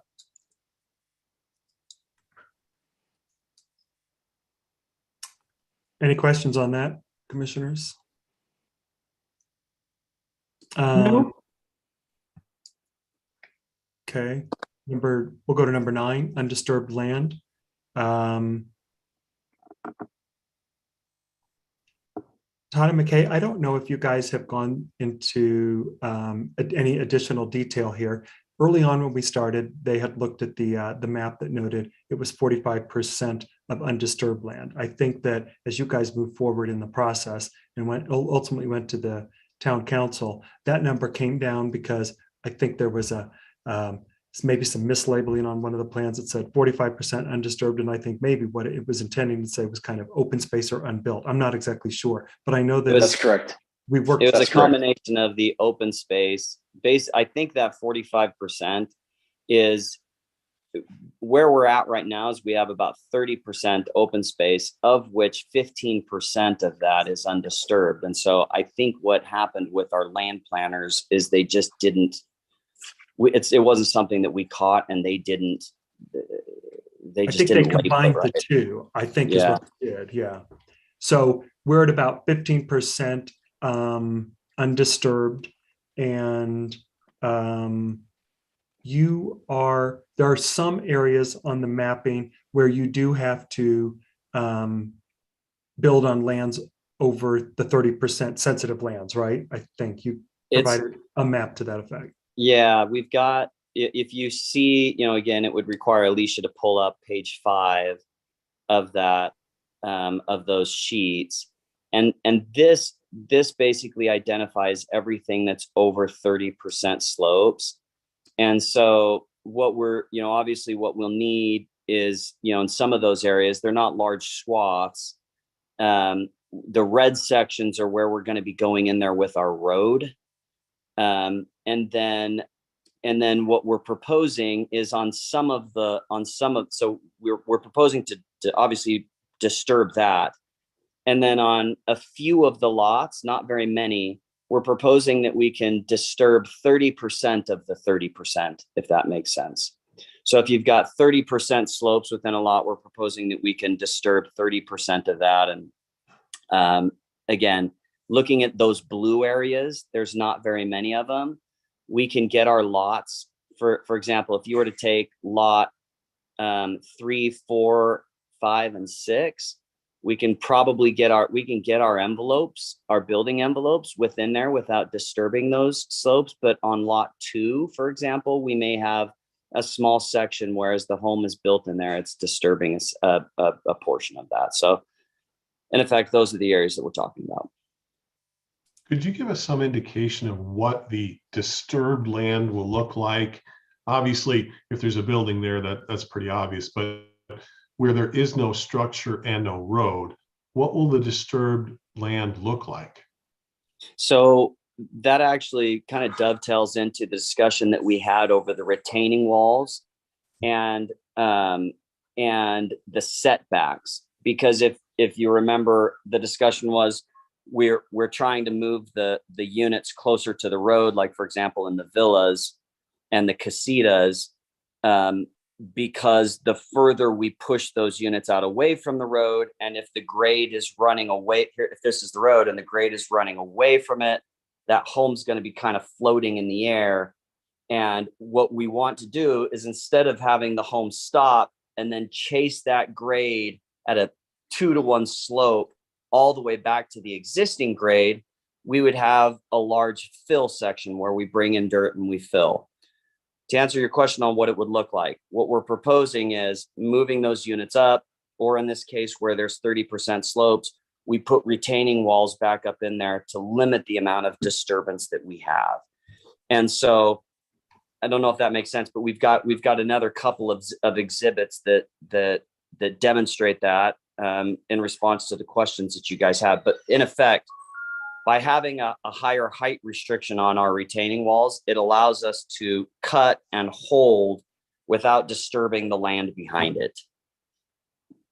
So it's going to be handled with retaining walls and revegetation. Sorry, Jonathan, to answer your question. So I take it there's no plan to replant any of this disturbed area. It's just For sure we would. brown. No, for sure we would. Yeah, I mean, if we have areas where we've got, fill sections or cut sections, then we would have to go back and remediate the soil, lay it back, put a ground cover and something that would hold the soil back and also make it look like it, blends back into the natural vegetation. So it would not be left brown. It's either going to be green Yes, or retaining wall. Of course, yes. Okay, thank you.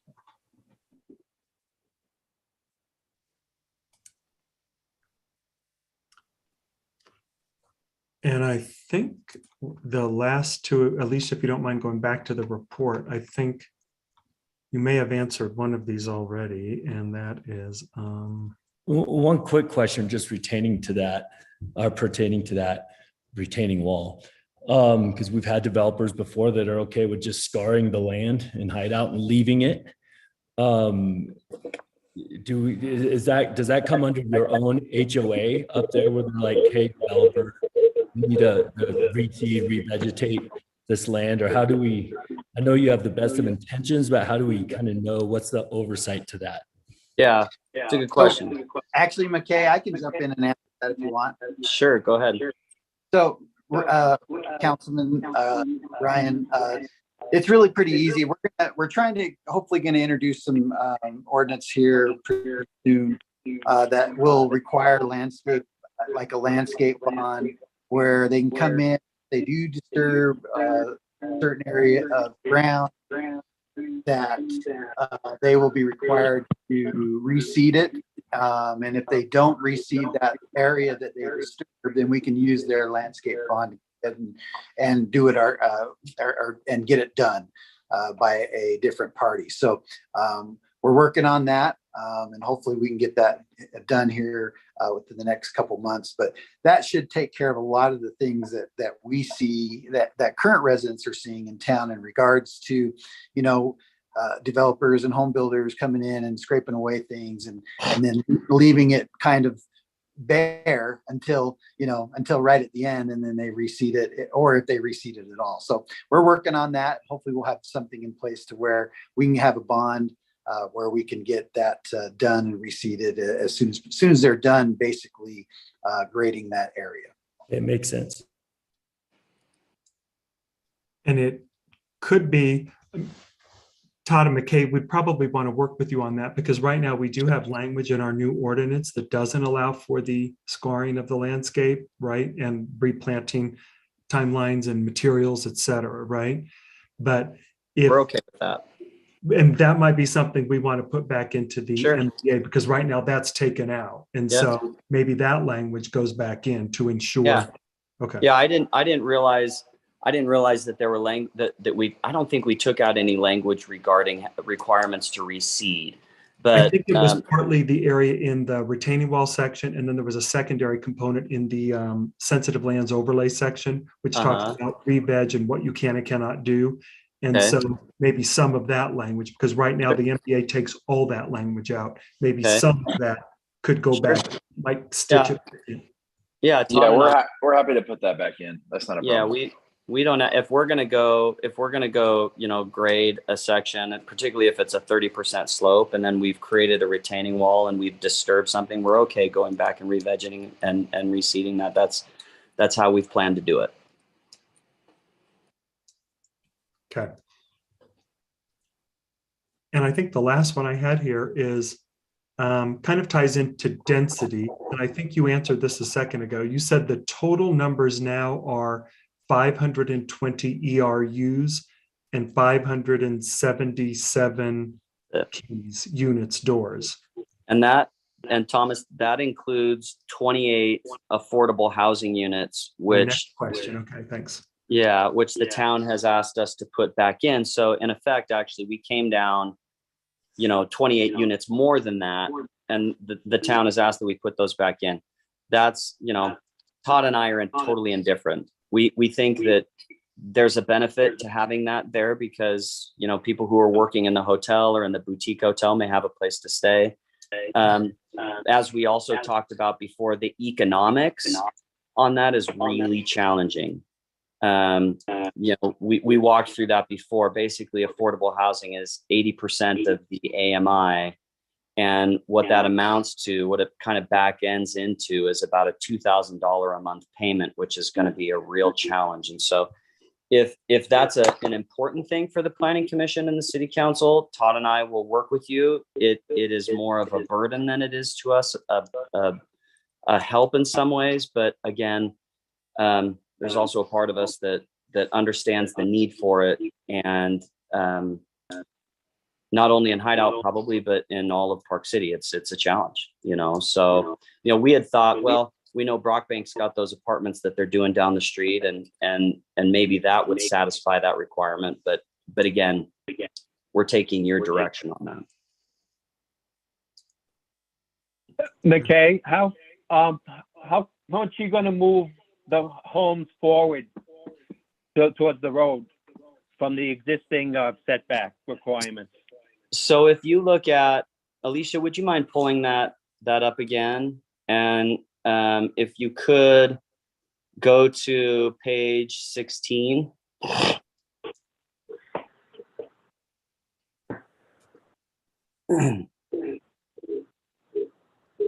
So in this case, you can see this is an example of the villas. We actually have a development in Highland right now that Todd and I are doing, and much smaller units, but it's the same concept.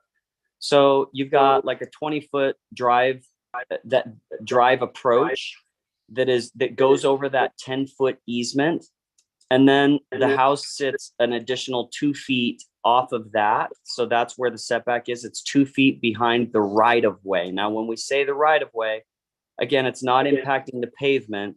We've got the pavement, and then we have the drainage swell that's 2 feet. So actually your driveway would pick up another 2 feet off of this because it's not including the drainage swell. And then you have the 10 feet PUE, and then we're 2 feet off of that. And then you can see what we do is on the side of every unit, we have a stall.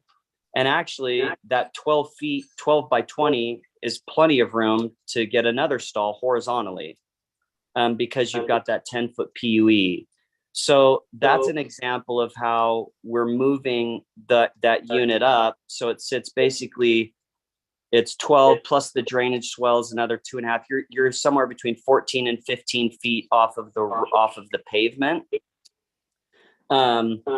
And again, we're trying not to push those units out away from the road. As we push them away from the road, it's just going to increase our cut and fills, retaining walls, and all that kind of stuff. So what ends up happening, Tony, is we end up with, to be honest, like 2 additional stalls. The reason why we like the stalls on the side of the house is they get tucked away, they're off the street, and they're just not crowding. They're not crowding the road. Does that make sense on that? No, I was just curious as the difference between what you're proposing and what the town code calls for. Oh, Thomas, what is it, 18 feet? I think usually like typical parking space, I think we're 9 by 18, I think. McKay, on this, I have a question. I'm trying to figure out what this would look like from a streetscape perspective. So you've got the 20-foot parking space parallel to the front of the house, right? Yeah. Would that entire 10-foot PUE, that would all have to be pavement so they could access it, right? So would all of the fronts of these houses, they'd all have to be pavement, right? Because they have to be able to drive in like a parallel parking spot, right? No, because I mean, there's 2 ways of going about doing it. The stall itself is 8 feet. And so you've got basically another, the 20 feet of driveway, could honestly be 18, for an 18-foot garage instead of 20. You could end up with another 4 feet in between the stall and the edge of that, number one. And then you're going to have the edge of your driveway going north in plan view, which, you're going to pick up, there's another 15 feet on that side. Plus you're going to have another 10 to 15 feet on the other side. So we'll have plenty of room in that 10-foot PUE to be able to plant it up and make it look like it's got a charming streetscape. So what Thomas is saying is this really isn't indicative though, because the concrete or asphalt doesn't go all the way out to the road, correct? No, it does. Well, in this it doesn't, it's green. Yes, I I'm think sorry. in this one, it would have to go all the way out. There have Yeah. to be a minimum, an L shape, right? Well, I don't think it has to be an L shape. I mean, we certainly could do that, but what I'm saying is right now it's showing a 20-foot driveway where in reality it's probably going to be an 18 because you're not going to have a 20-foot door, but you'll probably have an 18-foot drive aisle, and that will leave you somewhere between like 4 feet or so in between that stall and the driveway. Does that make sense? Yeah, I just think that one of the things you want to consider here is I'm afraid that everybody's just going to parallel park like in kind of an urban, like a bigger city center, right? They're all going to parallel park, whether it's gravel, grass, pavement or not. And then you're going to have the other car. Okay.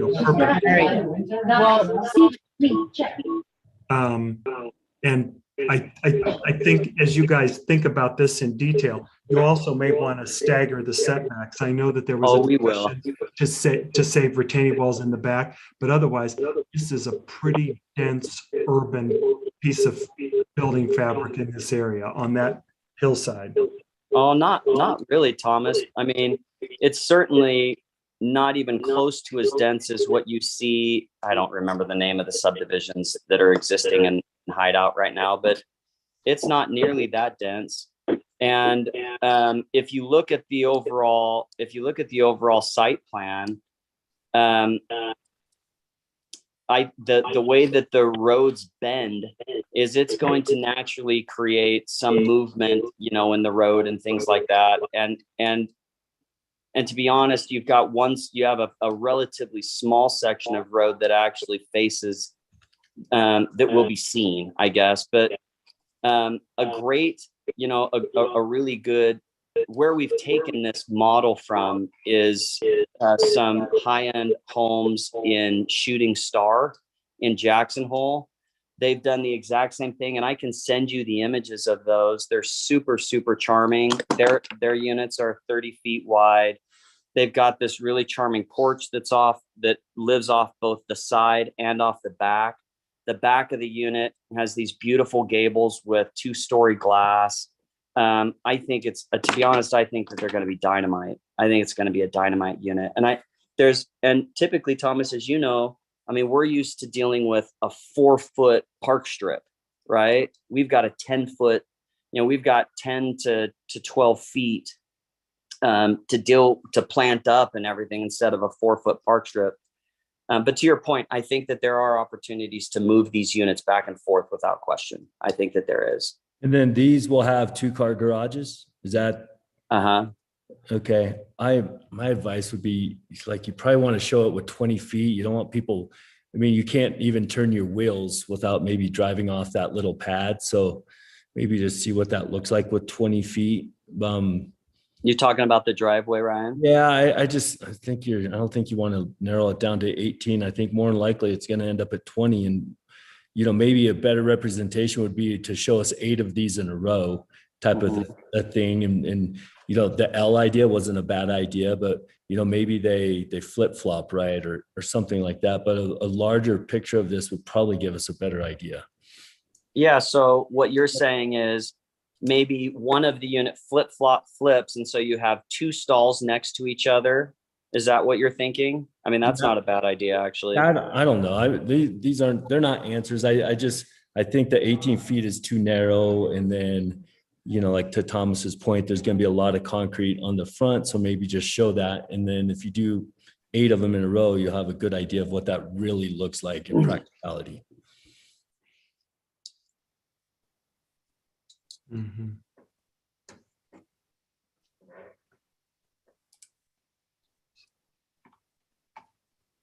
I mean, it's not a bad idea to alternate.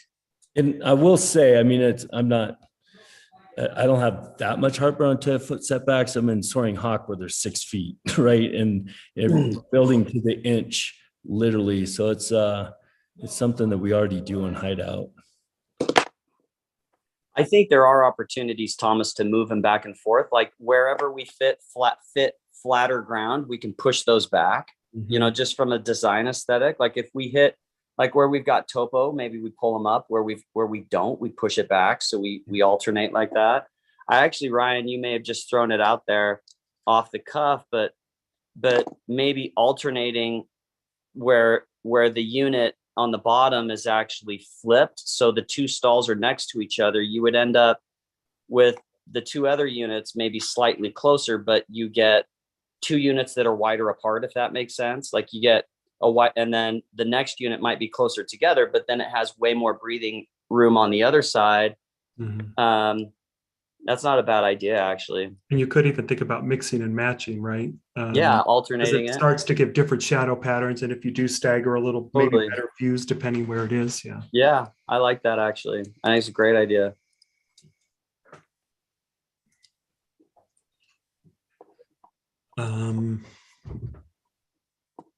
I think we got through the staff report, so I consider that a success. I don't know if the planning commissioners have any other questions, or Todd and McKay, you guys have any input or anything you want to convey to the planning commissioners. But we did make it to the end of the staff report. I mean, if the planning commissioners don't have questions, to be able to end at 7:20 on a Friday after a 3-hour meeting yesterday is pretty legit. I don't know. It's up to you guys. We're here to answer questions. I do have one concern, and that is for each exemption from the existing town code, I would suggest that you take a map like this and then describe 2 lines. You want relief from code section X to accomplish Y. I'm uncomfortable with blanket waivers. A blanket waiver for the code is essentially carte blanche, and I don't think that's such a good idea. So to the extent this is approved, or if it is approved, I would suggest that for each and every instance where there is relief sought, it should be described in a separate appendix. Doesn't have to be fancy, just mark a spot on the map and 2 sentences explaining what it is that you want relief from and what you're trying to do. Because a blanket waiver makes for really dangerous possibilities. Let's on that point, Jonathan, maybe we can go down to page, let's see if I have this on here. Actually, it's not on this. Alicia, we sent over to you another file that showed our preliminary grading plan. We created this in response to our last meeting with the Planning Commission. Yes, thank you. And you guys asked us to identify the areas, and this is just on our roads. It doesn't affect the homes themselves, but you asked us to identify the areas where we wanted to deviate from the code with regards to retaining walls. And so you can see here, we've got section AA, BB, CC, and DD. Okay. Each one of those are areas where we're going through 30%. Well, not all of them are 30% slopes, but we're in areas, well, most of them are, frankly. We're in areas where we know that we're going to have large retaining walls that deviate from the code. We've identified those on this plan.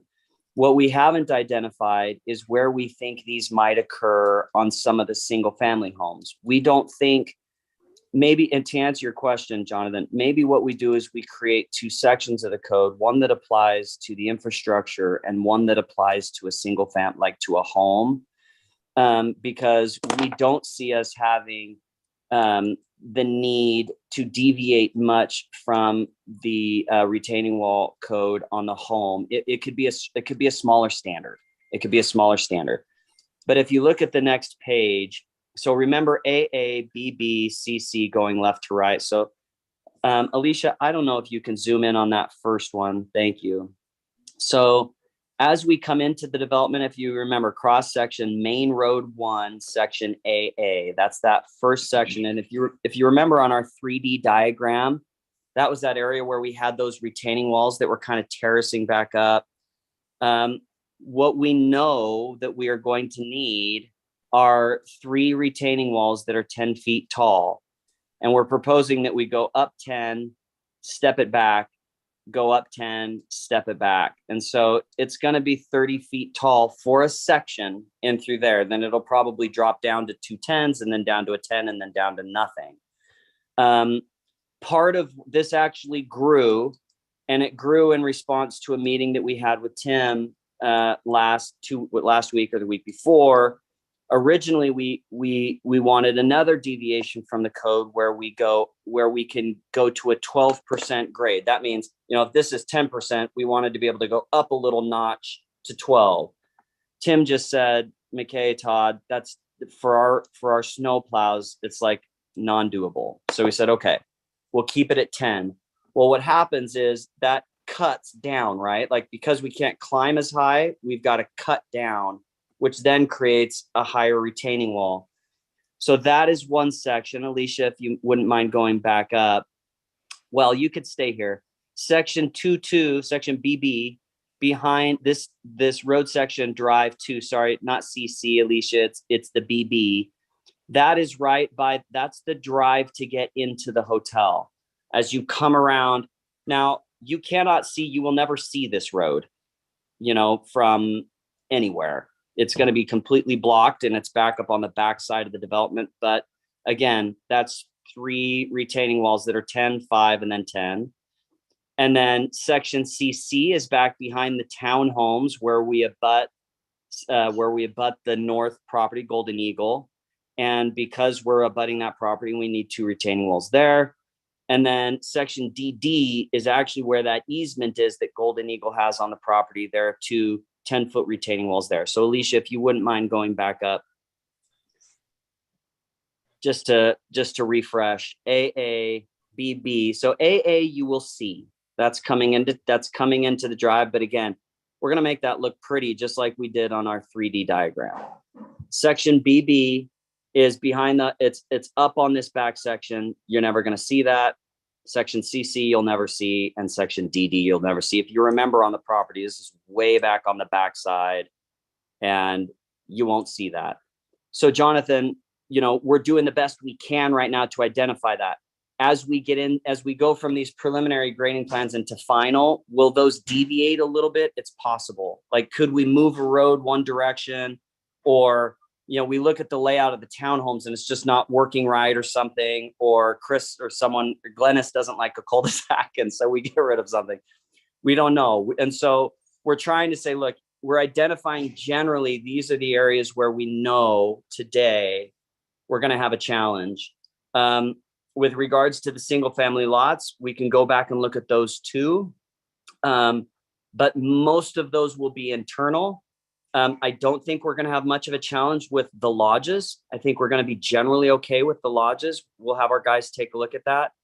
And then the only other area I think where the town may be concerned in terms of an aesthetic thing, because that's what I think that this is largely regarding as an aesthetic thing, is in the villas. Now, Alicia, one last thing, Jonathan, I'm sorry, and I know I'm talking a lot, but I sent you over another file, Alicia, that showed a couple examples of retaining walls. Okay. These are some of the most exclusive premier properties in all of Park City. Apex, a friend of mine developed, and they've got, that wall, you'd have to go stand next to it. You could see Todd's truck out over there, but that is at least a 30-foot wall. It might be higher. I'm not suggesting we like the way that it's done. We're not suggesting that it's done right or that we love the aesthetic or anything like that. We're just showing examples of, in Park City, this is not uncommon. It is done every day. The next slide. This is the montage. Lots of retaining walls everywhere. They've had to do it. My point is not so much this format. My point is, if you go back to the maps you had a moment ago, for each area or instance in which you want relief from a specific section of the code, there should be a map like this that identifies precisely where that's going to be. I am personally opposed to a blanket waiver. That is carte blanche. I think that leads to nothing but trouble. But to the extent that you identify each one of those areas with a map like this and identify which sections of the code you want relief from, I'm way more comfortable. Well, what happens, Jonathan? And we're trying to do that. The flip side of that is what we don't want to have happen is that when something changes, and look, it's real estate development, everything changes. It's just the nature of development. Things change. They don't always turn out the exact same way that you want them. We just don't want to run into a situation where we've got a problem and we now can't develop, the areas that we need to get to and develop, because the most we can have is a 10-foot retaining wall. Now, we're with you. Let me just jump in real quick, McKay, because I think to explain a little bit better, Jonathan, for instance, let's say back there in section C, C, and D, one of those townhome units, in order to meet a utility requirement or something that isn't addressed there, these aren't final engineered plans. But let's say as we go through final engineering, something needs to move. Well, let's say that road shifts over 5 feet. Well, that 5 feet may necessitate that those walls move over. And the concern is, if we're so specific with this, finite granular detail as to where that wall is today, and that wall moves over 5 feet, we have to go through a whole process of planning commission, city council approval just to move a wall over 5 feet. And so we can completely understand what you're saying. We're just saying, we need a little bit of latitude, because there's things that as we go through final engineering, everything's going to settle in its place. And once we make sure everything meets code and meets the requirements, that's when we know where everything's at. So this is kind of a preliminary plan, I think, to McKay's point. And we understand that we can't just have carte blanche, but there needs to be a little bit of leeway just to make sure that we can accommodate any changes down the road. Fair enough, but complete waiver from a specific provision is carte blanche. Fair enough. No, we get that. Well, maybe allow Todd and I to try to think through how we can, and Thomas and Tim and whoever else needs to be involved, in how we can provide for different circumstances. The point I was trying to make with showing the montage and Apex, and the next one is Ritz-Carlton that's got, a 50-foot, gunite retaining walls. These are beautiful, gorgeous developments that have done a phenomenal job, and they're dealing with terrain. Look at where the montage is developed. Look at where Apex is developed. Look at where St. Regis is developed. We're dealing with similar terrain. And what we're trying to say is, while the code is it works for the town and everything that it's being, we're not shooting holes through the code. It's wonderful. It's just that retaining walls can be done beautifully and well, and are completely and totally safe, and are necessitated by the terrain that you're developing on. That's all we're saying. And it's done every single day in Park City. We're trying to point out that this is not an aberration. What we're asking for, just because it differs from the way the code is today, is not an aberration from what is done in Park City or anywhere else in the world, and it can be done well. That's all. So, yeah, and I'd say this probably isn't a hill you want to die on, just my advice, only because we are allowing it in areas. And to Jonathan's point, who knows who's on this committee in 5 years, right? 7 years when you need it. But if we've got other walls and one comes up and we thought it was 8, now it's 12, and you come back and you need that to get to 3 lots, I find it hard to believe that anyone's going to not grant that request. And so it is hard, maybe there's a happy medium, hey, we can do these 4 or 5 walls. It's not carte blanche. The planning commission is fine, but we feel like we've got, you feel like, hey, we've got them all covered, and anything close. There is a degree of operating in good faith, right? That a planning commission or council would have to do that just would not I get it, Ryan. We get it. There is a degree of operating in good faith, and you'll have to excuse Todd and I. We have dealt with so many city officials and staff who interpret the code, and this. Maybe you guys are going. They just say, "I'm sorry, this is the code." But can't you see how simple and practical we are? Huh? Can't you see how simple and practical we are? Exactly. And Ryan, to that point, one of our fears is we've been down this road before with long-term projects that the city council and the planning commission, as we all know, turns over from time to time. The mayor turns over from time to time. The sentiment around projects turns over from time to time. And obviously, we're all going to get on the same page here today.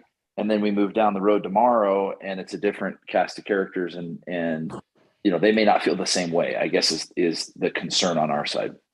No, you can make these specifications nominal. I defer to Tim and Thomas, but you could say within this, you draw a circle within this area, or around this bend or whatever. There are ways. I'm not looking to lock you down to the inch. When you build a house, I don't have to tell anybody just because the plan says 15 by 15. Sometimes it doesn't come out that way, and we understand that. But on the other hand, you can't have we can do whatever we want because the MDA says so.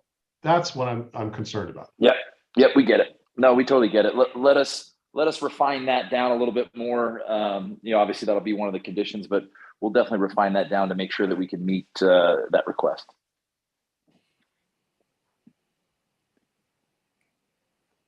Fair enough.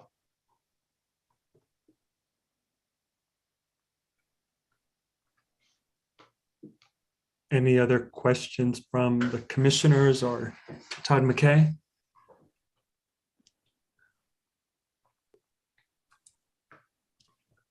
Todd McKay, do you have a rough timeline that you think you could kind of pull together that map, say that Commissioner Gunn was asking for and some of the other materials? We could look at some of the code that could.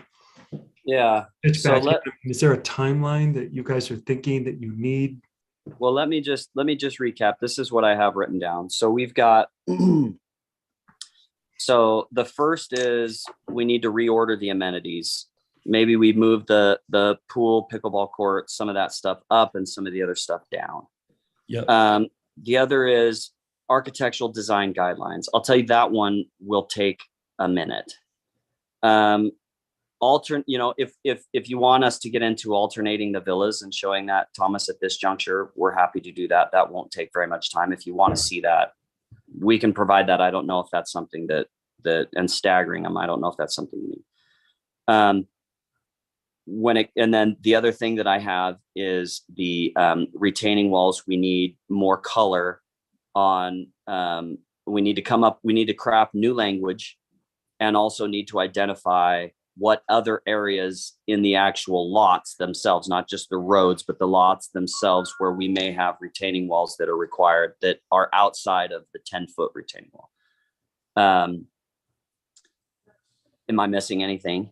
The one, now this isn't one you're going to want to put on the list, but I would say maybe going from 1 year to 3 year on the commercial. Just consider that 3 years is going to go by fast. Like it happens, but I'm just throwing that out there that you had pushback on that. So that might be, maybe it's 2 years, 18 months, something. And Ryan, what we're saying is a year of vacant, right? Like it's vacant for 1 full year. Yeah, understand. Yeah. Okay. Okay. Todd and I'll work on that. So anything else that we're missing?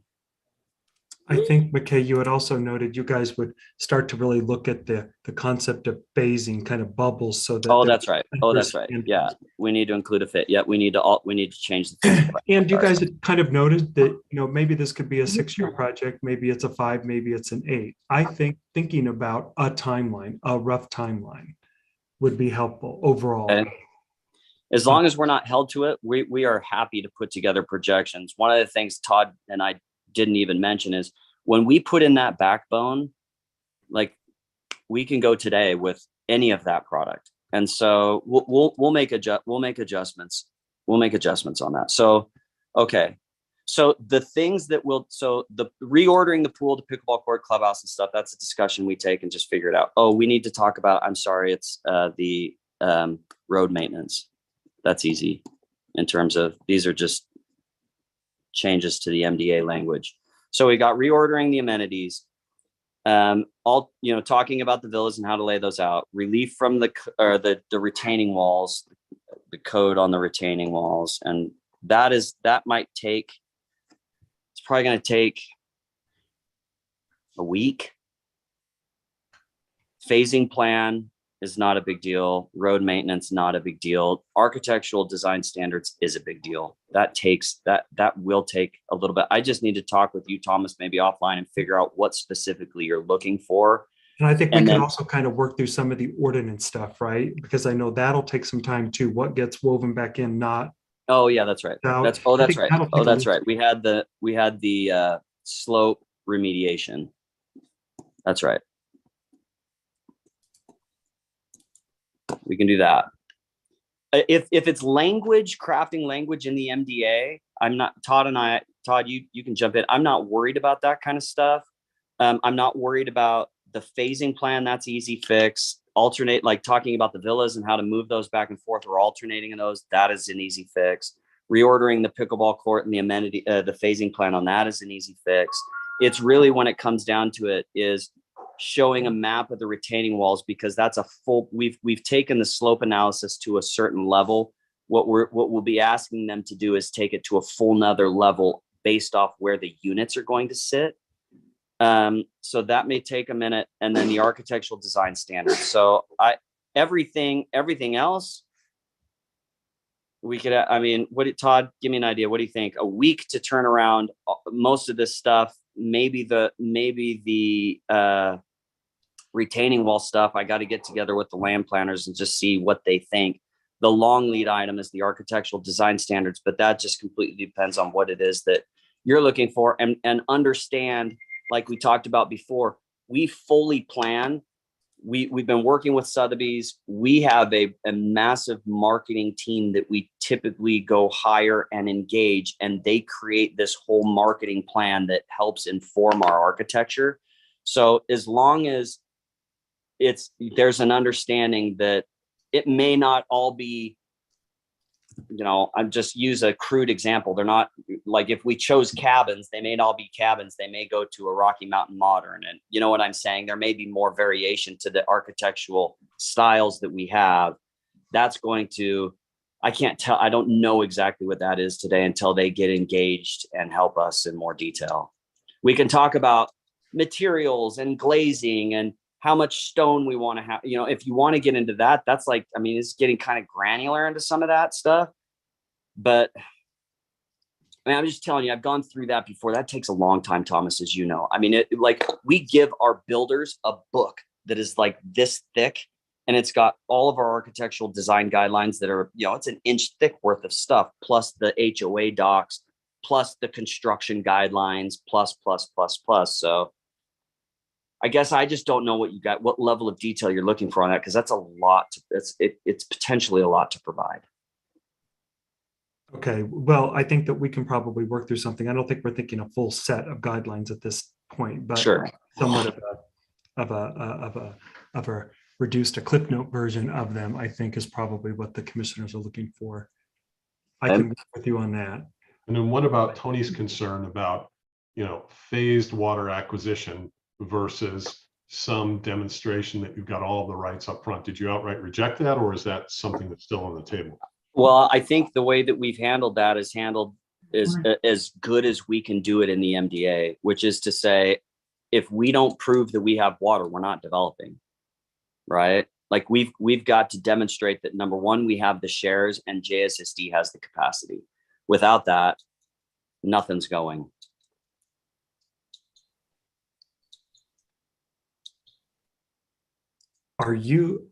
So the planning commissioners, we have a meeting on June 16th. You've got 3 items on that agenda.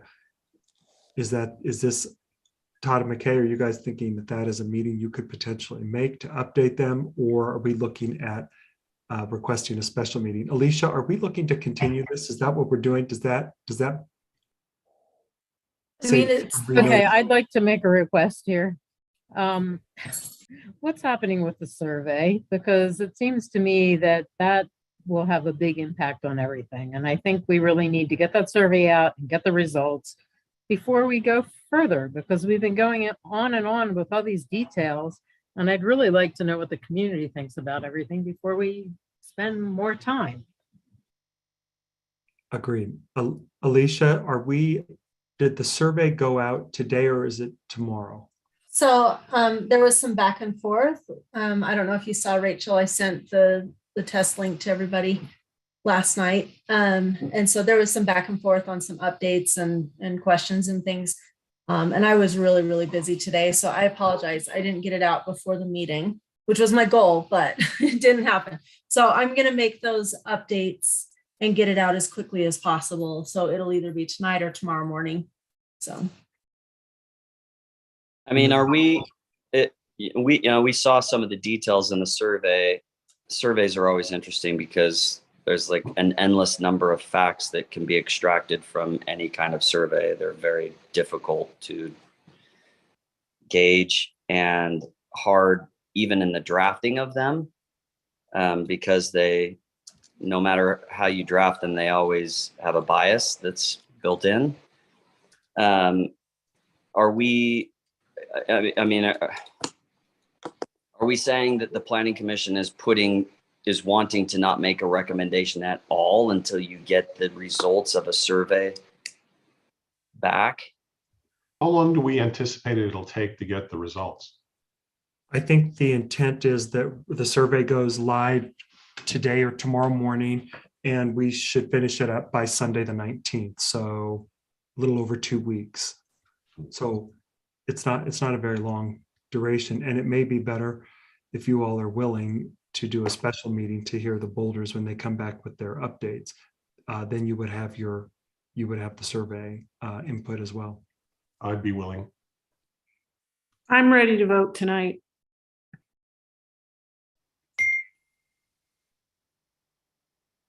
That's me. Texting me. That I agree with Rachel. So I can hear the meeting, just my screen is going. I don't know. I mean, Donna, we can actually hear you. If you can't You can hear me? we can hear you.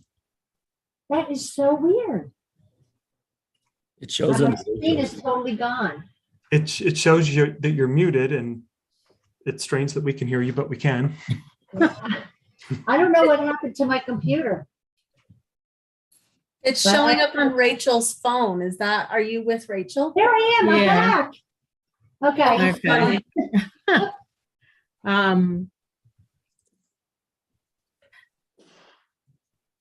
I don't know. I mean, I guess the question is, does everyone want to vote tonight, or does everyone think we should wait for the results of the survey, or what's the? I'd like to see the results of the survey. I mean, I kind of have a feeling I know what the results are, but I don't know. So that's presumpting. Jonathan, what are your thoughts on the survey? Maybe I missed that, but just.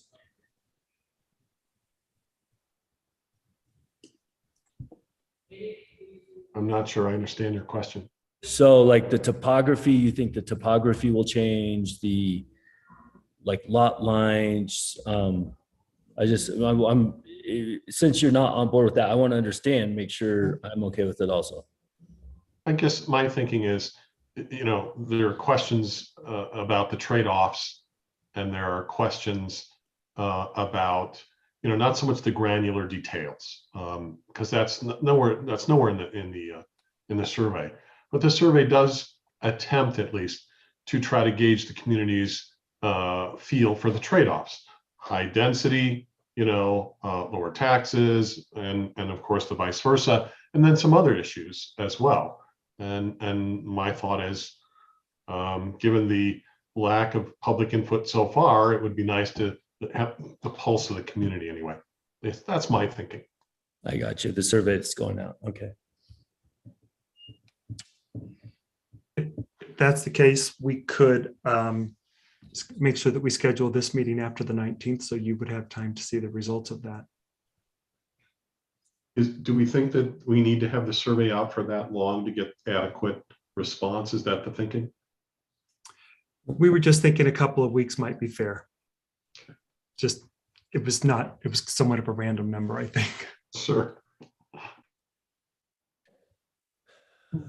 You know, I just want to give I know you guys are getting ready to make decisions on all of this, and you know, we spend a lot of time talking. You know,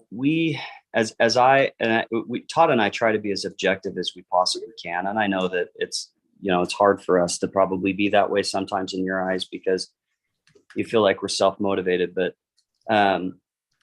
you know, when it comes to the results of the survey, I look at that and I say to myself, you know, the general plan, like I said, I went through and I read it quite a bit the other day, and I genuinely believe that the town, and this is not the fault of the town, it's just the nature of how the town is developed.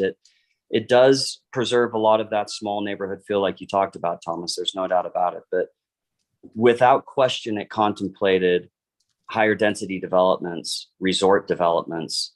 It contemplated amenities that the town doesn't have. It contemplated a lot of things that at no fault to the town, just the nature of development, nothing has been delivered on that general plan. Now, you may argue, well, you know, the property is only entitled for the 85 lots. And, you know, to Chris's point that she seems to say over and over, that's the premise that we're operating from. Because I don't think it is, actually. That's negotiating from a zero-sum game. That is saying, unless we extract out the things that we necessarily want, everything that you were asking for is a take. And we don't feel that way. We feel like the development is consistent with various zones within the general plan that have not been addressed at all. That's one issue. The second issue is from a fiscal analysis standpoint that Rob put together. It's abundantly clear to me, and you may have different interpretations, but it is abundantly clear to me that to be the fiscally responsible decision is to do what it is that we're doing. Whether we develop this property or not, 85 lots is a net loss from an income standpoint. And this is really, by and large, one of the last pieces of property that the town has. That is true. There's not a whole lot of opportunities for, you know, income and development while they're out there. I think that is true. I think what we're proposing, given the market, is the highest and best use that can be taken and or done for this project. We're stretching this thing to the max. Apart from the 20,000 square feet of commercial that we're providing, we're also proposing two hotels that amount to about 150,000 square feet. I mean, that's 170,000 square feet of commercial. It's a lot. If you layer on the top of that all of the nightly rentals that we're proposing, now you've gone from 170,000 square feet of commercial to infinitely more, because that's all revenue generating. Now you may say, well, there's a part of the town that may not want that. Well, if there's ever a place to do it, it's on the opposite side of 248. We are, to some degree, our own little town up there. We have no impact on you on traffic or on any other thing. And then the last thing that I would say is that from an amenity standpoint, you know, we look at Deer Springs, that's a fairly dense community. We look at everything else that's being developed, and we don't see another development that is doing anything remotely close to what it is that Todd and I are offering. In fact, it's too much for us. If I'm being frank, those are the discussions that Todd and I have had. The cost is too much. Adding the pavilion was a foolish thing. It's too much. It's too expensive. The $2.5 million that we're giving to the town, Chris mentioned that at least they got out of Deer Springs, the utility or public works building. That was $600,000. We're offering $2.5 million plus 20,000 square feet plus, another 150. I mean, and all of the things that we add. This is my spiel. This is my soapbox, and I'm done. I just think, I don't know if it matters what comes back, frankly, from this survey, and I don't know what will come back. But what I can say is we have done more than what we feel comfortable that we can do. And we're happy to talk through all the mechanics and the details. It all amounts to money. It all amounts to money. All of these little codes and everything, it all amounts to money. But we've gone as far as we can go. So if the town comes back and they say that they want this or they don't want that, we don't have any more room to stretch. So I guess all I'm saying is, for our part, we're okay if you vote today, if you vote yay or nay. We just can't do anymore. And I don't know if a survey is going to help. But if you want to wait for it, that is it. I understand. You're trying to discharge your public office, and we totally get where you're coming from and what you're trying to do. And we don't want to interfere with that. We just want to make sure that we shake our skirts in front of you and tell you where we're at. And I don't look very good in the skirt, so I'm not sure that helps. It's metaphorical.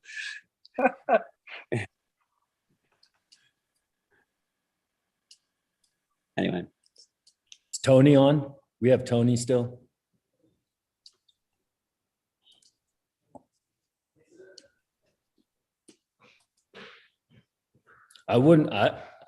Personally, I'd be okay voting. Now I think, Jonathan, what you don't want to happen is the survey comes back and 100% of people are against it. Then you're like, oh my God, what a travesty. We also have the city council to back us up. If they decide no, they decide no. All true. Which I'm with you on that. Ask for Tony, because I'm ready for a glass of wine either way. So can we either vote or we can go to the next meeting?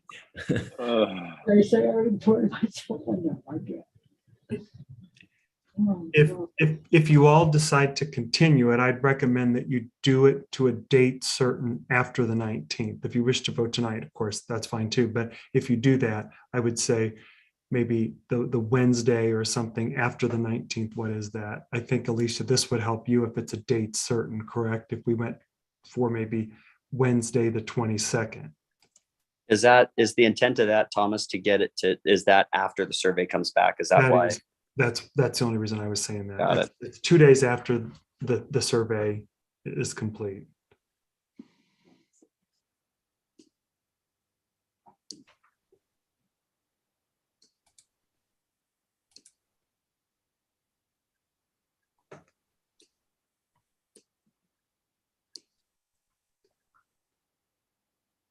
I've been trying to give Tony the signal to unmute, and I don't know if he's dropped off or what. Got a problem. He already had his glass of wine, so he's checked out. Yeah. So he beat you to it, Ryan. Yeah, seriously. And I got people over now. I would be okay to vote, but I feel uncomfortable voting without Tony.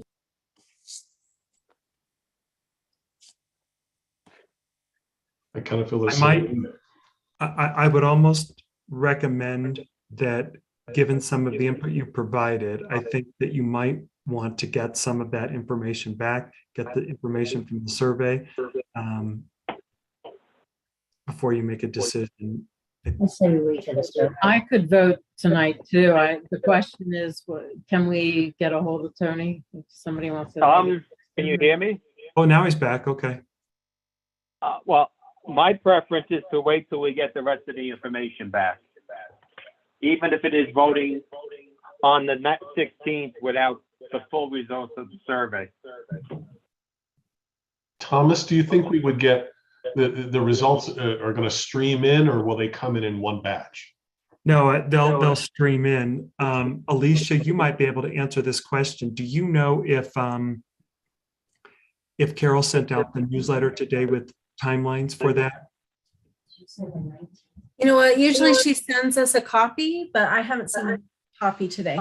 Well, because what I was going to say is, instead of ending it on the 19th, we could end it on the 15th or something. It would be a shorter survey, but we could have it end by that day.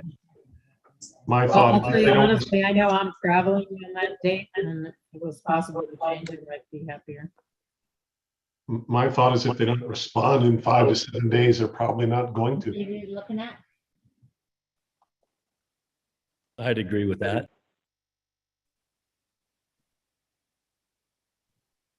I can make it work on the 16th if I have to, but it's gonna be hard because I'm traveling.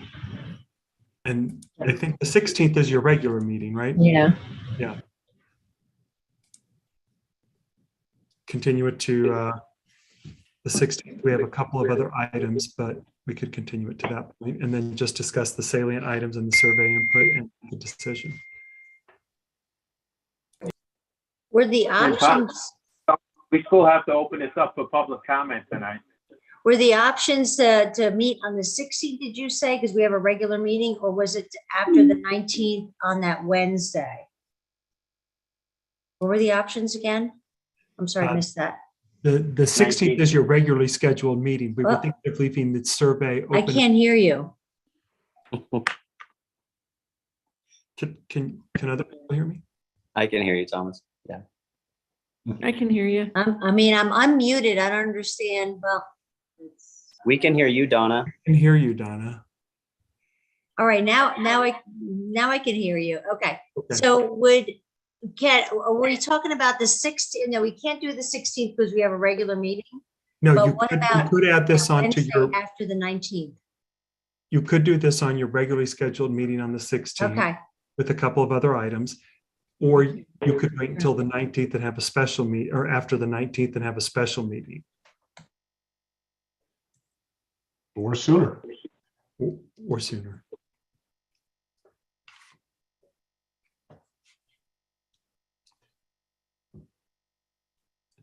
Tony, do you have a preference?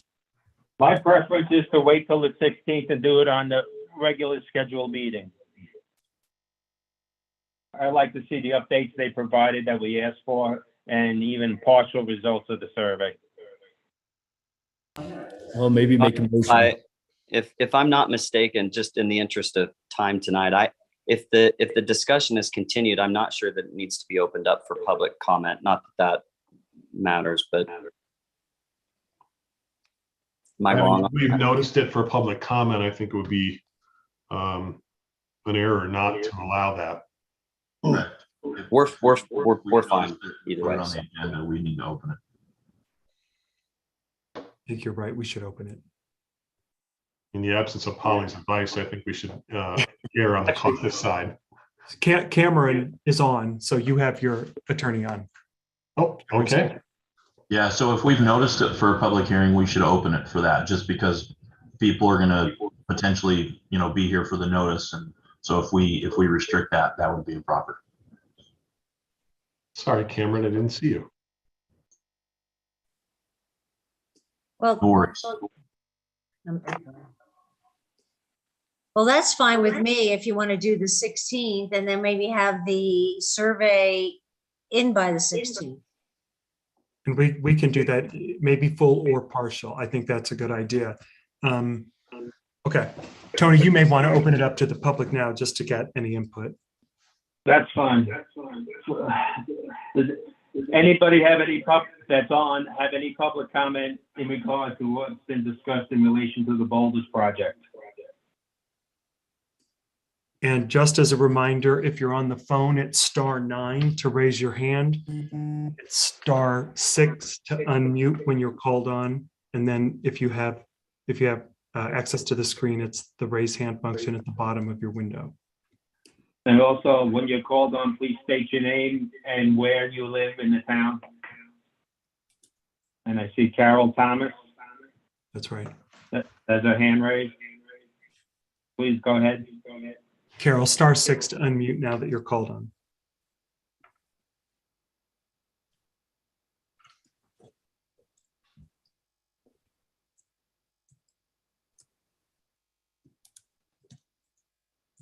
Carol, if you're on a regular computer, there should be a microphone at the bottom. Okay, can you hear There you me go. now? Yep. Okay, perfect. Okay, so I'm liking what I'm hearing. I just want to throw out a couple of comments. One of my biggest concerns for the continued development of anything in Hideout is the amount of undisturbed land as opposed Carol, to, yes, name and address. pardon me? Please state your name and address Oh, first. I'm Carol Tomas. I live at 11831 Stargazer Circle. Thank you. Okay, so one of my concerns, my biggest concern with any future development is the amount of undisturbed open space that I think should remain. And instead of, and part of this is for how the overall appearance of the community is, but also for the access for wildlife to move around throughout the development. We see open space in places like Lakeview Estates that appears to be large on a map, but when you look at it, the slope is so steep that not even the deer are going to walk by there. So open space is great, but undisturbed land is something I think we really need to take a look at. The underpass at $2.5 million, in my opinion, I ride my bike, I do a lot of hiking, I do a lot of walking. I think that money would be better spent maybe reducing density to allow for more undisturbed land. Just a comment. And as far as the survey goes, I don't have a copy of the survey. I don't know when I'm going to get it. I know that there is not a lot. We do not have enough public input in the town of Hideout. You can tell that by the participation in on our planning commission meetings. So the survey, will it help? I don't know. I think it would give at least the people who are active in the community a chance to voice their opinion, possibly. And since that's probably already an expense that's been done, probably should wait for the survey to come back, even if the response is minimal. So that's my 2 cents worth for tonight. Thank you.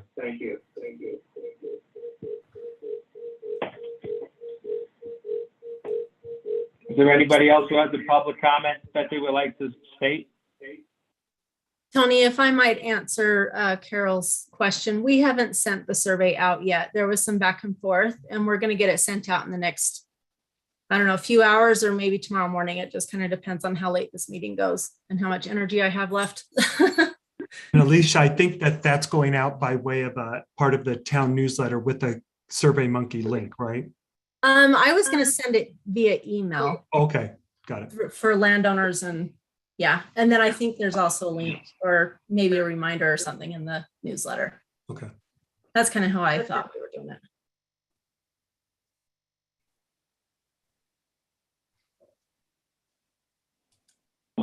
Thomas, I don't see any other hands raised, do you? I don't see any other hands up right now. Nope. Okay, that being said, we will close the public comment part of tonight's meeting. And if somebody would like to make a motion in regards to ending this.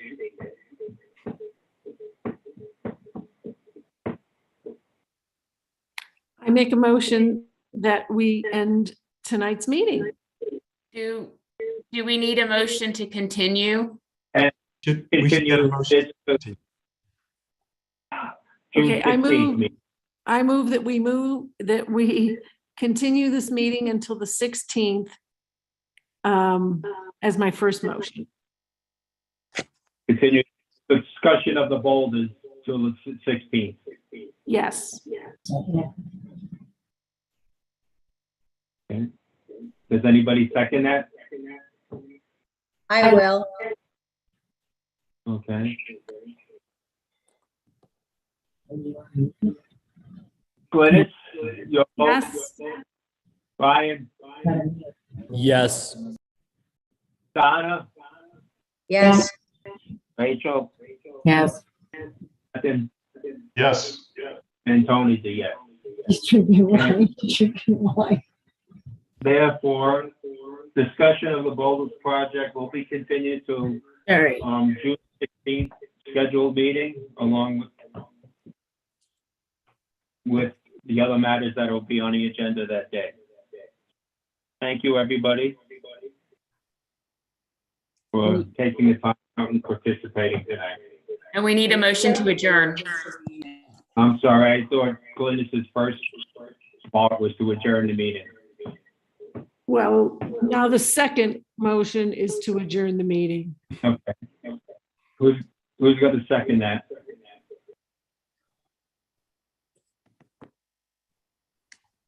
Don't everybody jump. I will. Thank you, Jonathan. All right, Glennis, on the motion to end the meeting, Yes. Brian. Donna. Rachel. Jonathan. Yes. And Tony's a yes. And therefore, the meeting will be ended and discussions will be continued to 6:16 for the boulders. Thank you all for a long night. Thank you all. Appreciate your guys' time tonight. Thank you. And everyone. Good night. Good night.